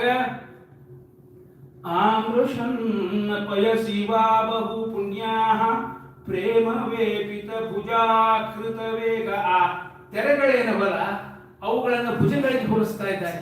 ಅವು ತೆರೆಯ ಹಿಂದೆ ತೆರೆ ಅನೇಕ ಭುಜಗಳು ಎಲ್ಲ ಬಲವನ್ನ ಒಂದುಗೂಡಿಸಿ ವೇಗವಾಗಿ ದಂಡಿ ಮೇಲೆ ನಿಂತಿರೋ ಕೃಷ್ಣನ ಹತ್ರ ಬಂದು ಅವನ ಪಾದದ ಧೂಳಿಯನ್ನ ಬಾಚಿಕೊಂಡು ಹೋಗಬೇಕು ಅನ್ನುವಂತೆ ಆ ತೆರೆಗಳು ಬರ್ತಾ ಇವೆಯೋ ಏನು.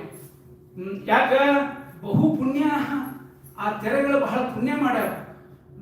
ಆಮೃಷಂ ಪಯಸಿವಾ ಬಹು ಪುಣ್ಯಾಹ ಪ್ರೇಮ ವೇಪಿತ ಭುಜಾ ಕೃತ ವೇಗಾಹ.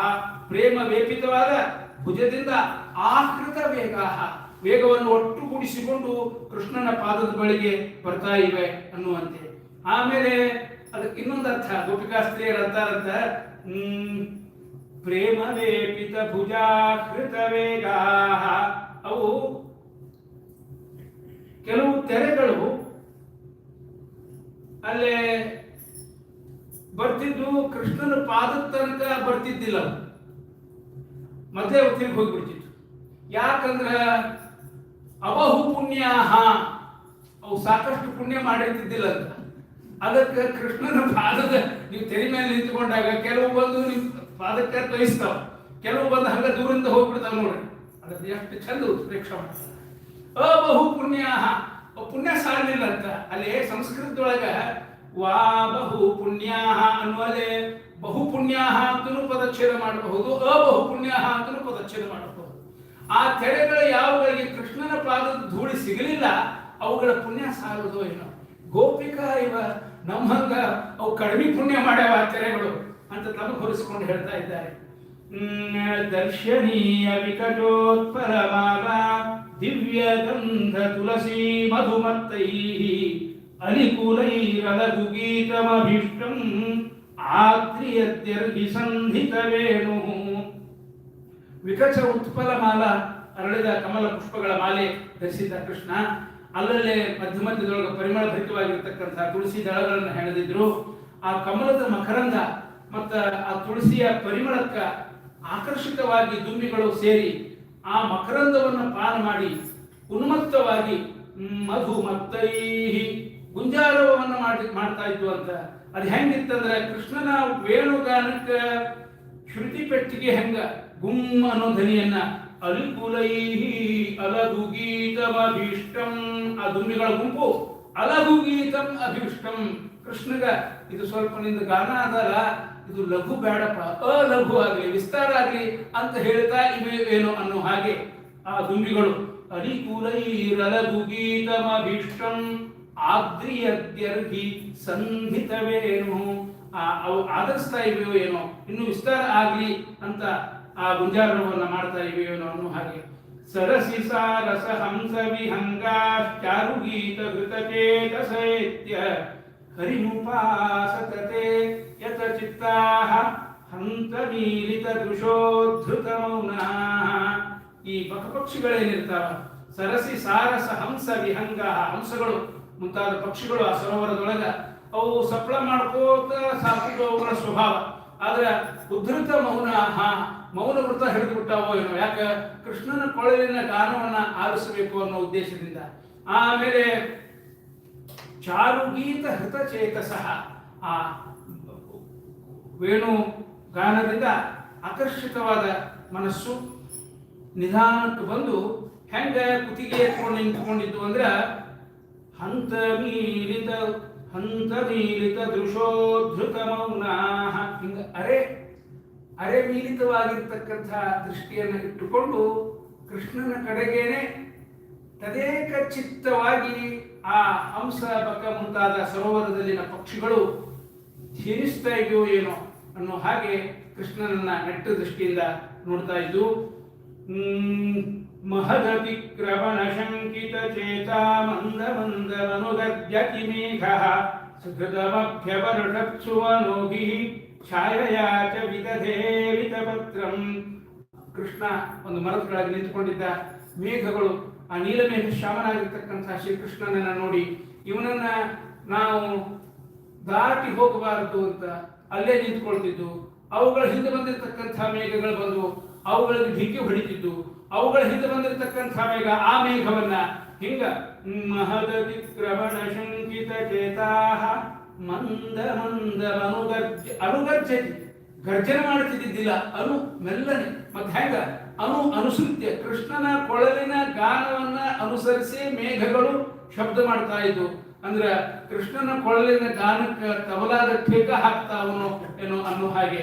ಮಂದ ಮಂದ ಮನುಗರ್ಜತಿ ಮೇಘ ಸುಹೃದ ಮಧ್ಯ ವರ್ಷಕ್ಷುಮನೋಭಿಃ ಛಾಯಯಾ ಚ ವಿದಧೇವಿತ ಪತ್ರಂ. ಸುಹೃದಂ, ಅವನು ನೀಲಿ ನಾವು ನೀಲಿ, ಅವ ನಮ್ಮ ಸುಹೃದ ನಮ್ಮ ಸ್ನೇಹಿತ. ಅಭ್ಯವರ್ಷತ್ ಸುಮನೋಭಿಃ, ಬಹಳ ಹೊತ್ತಾದ ಕೊಳ್ಳಲಿನ ಗಾನವನ್ನು ಮಾಡ್ತಾ ಇದ್ದಾನ. ಅವನಿಗೆ ಸ್ವಲ್ಪ ತುತ್ತು ನೀರುಗಳನ್ನು ಸಿಂಪಡಿಸಿ ಆಯಾಸವನ್ನು ನಾವು ಪರಿಹಾರ ಮಾಡೋಣ ಅಂತ ಹೇಳಿ ಅಭ್ಯವರ್ಷತ್ ಸುಮನೋಭಿಃ ಛಾಯ ಒಮ್ಮೆ ನೆರಳು ಮಾಡಿ ಛಾಯಯಾಚ ವಿದಧೇವಿತ ಭದ್ರಂ. ಆಮೇಲೆ ಹೇಳ್ತಾರೆ ಕೊಣಿತವೇಣುಪವಂಚಿತ ಚಿತ್ತಾಃ ಕೃಷ್ಣ ನೀನುರನು ಕೃಷ್ಣ ಗೃಹಿಣ್ಯಃ. ಕೃಷ್ಣ ಗೃಹಿಣ್ಯಃ, ಆ ಹೆಣ್ಣು ಜಿಂಕೆಗಳು ಅವು ಕೊಡಿತವೇಣು, ಯಾವಾಗ ವೇಣುಗಾನ ಶುರುವಾತು ಅದಕ್ಕೆ ಆಕರ್ಷಿತರಾಗಿ ಗೋಪಿಕಾ ಇವ ಉಪವಂಚಿತ ಚಿತ್ತಾಃ, ಅವಕ್ಕ ಕೃಷ್ಣನ ಈಯುಹು. ಆ ಕೃಷ್ಣ ಗೃಹಿಣ್ಯ ಅಂದ್ರೆ ಆ ಹೆಣ್ಣು ಜಿಂಕೆಗಳು ಕೃಷ್ಣನ ಎಲ್ಲರೂ ಕೊಳಲು ಊದ್ಕೋತ ಅವ ದನ ಕರ್ಕೊಂಡು ತನ್ನ ಮನೆಗೆ ಹೋಗು.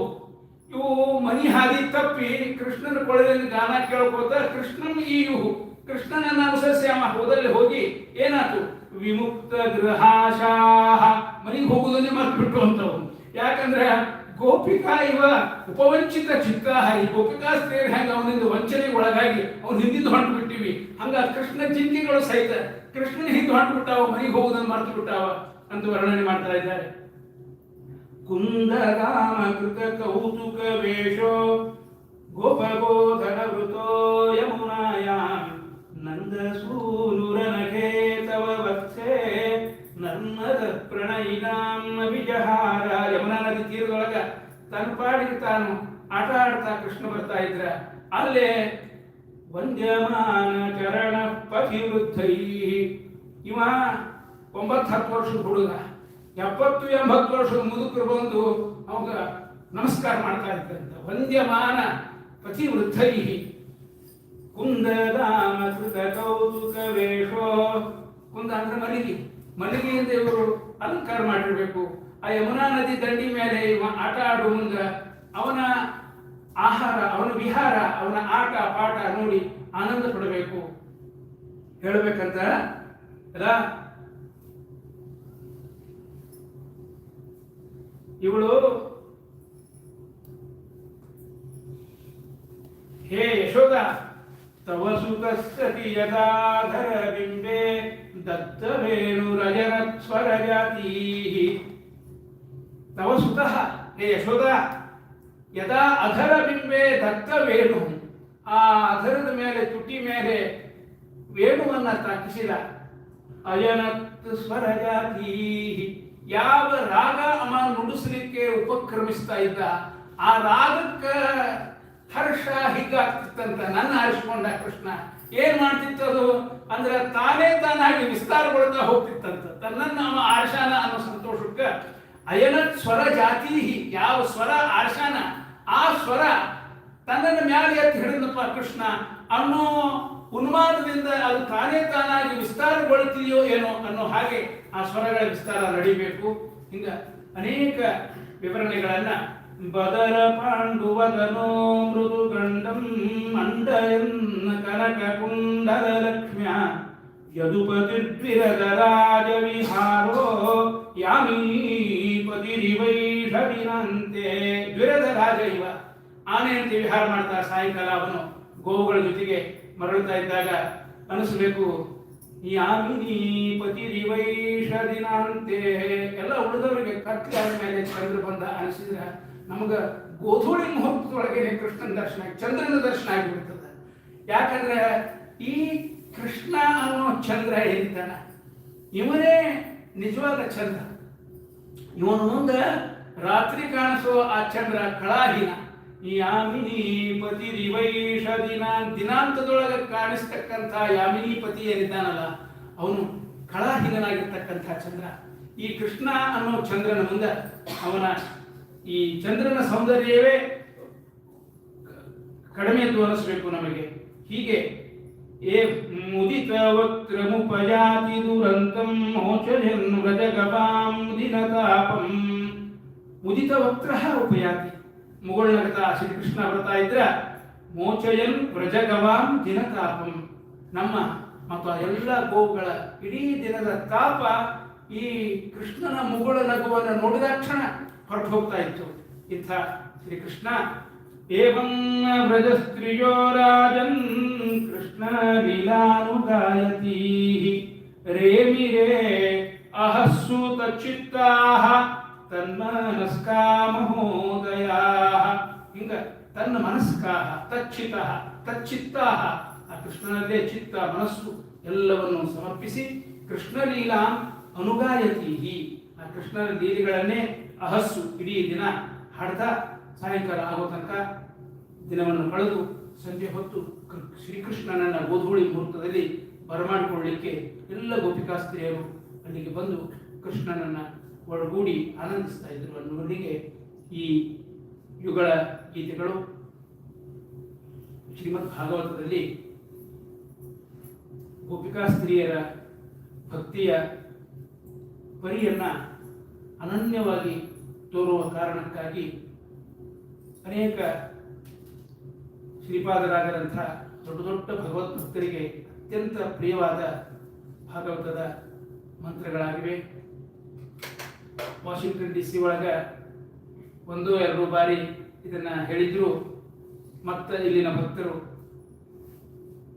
ನನಗೆ ಒಂದೊಂದ್ಸಲ ಎಲ್ಲ ಹೇಳಿಬಿಡ್ತೀನಲ್ಲ ಇವ್ರಿಗೆ ಮತ್ತೆ ಕರೀಲಿಕ್ಕತ್ತಾರೆ, ಇದೇ ಗೋಪಿ ಗೀತ ವೇಣುಗೀತ ಹೇಳಲಿಕ್ಕೆ ಏನು ಹೇಳಬೇಕು, ಆಮೇಲೆ ನಾನು ಸಮಾಧಾನ ಮಾಡ್ಕೋತೀನಿ, ನನ್ನ ಪ್ರವಚನ ಕೇಳಲಿಕ್ಕೆ ಕರೀತಾ ಇಲ್ಲ, ಗೋಪಿಗೀತ ವೇಣುಗೀತ ಕೇಳಲಿಕ್ಕೆ ಕರೀತಾ ಇದ್ದಾರೆ. ವೈಶಿಷ್ಟ್ಯ ಇರೋದು ಆ ಸ್ತೋತ್ರದಲ್ಲಿ ಅದ. ಭಕ್ತಿಯಿಂದ ನನ್ನಿಂದಾದ ಸೇವೆಯನ್ನ ಮಾಡಿಬಿಡಬೇಕು ಅನ್ನೋ ಸಂಕಲ್ಪದೊಂದಿಗೆ ಬಂದು ಈ ಸೇವೆಯನ್ನ ಶ್ರೀಕೃಷ್ಣ ಪರಮಾತ್ಮನ ಪಾದಾರವಿಂದಗಳಲ್ಲಿ ಸಮರ್ಪಿಸ್ತಾ ಇದ್ದೇನೆ. ಮಧ್ವಾಂತರಗಳು ಶ್ರೀಕೃಷ್ಣ ಅರ್ಪಣಮಸ್ತು. ನೀವೇನು ಹೇಳಿದ್ರು ಅದು ಗೋಪಿ ಗೀತನೇ ನಮಗೆ. ಯಾಕೆಂತ ಹೇಳಿದ್ರೆ ಗೋಪಿ, ನೀವೇನು ಹೇಳಿದ್ರು ಅದು ನಮಗೆ ಗೋಪಿ ಗೀತನೇ ಹೊರತು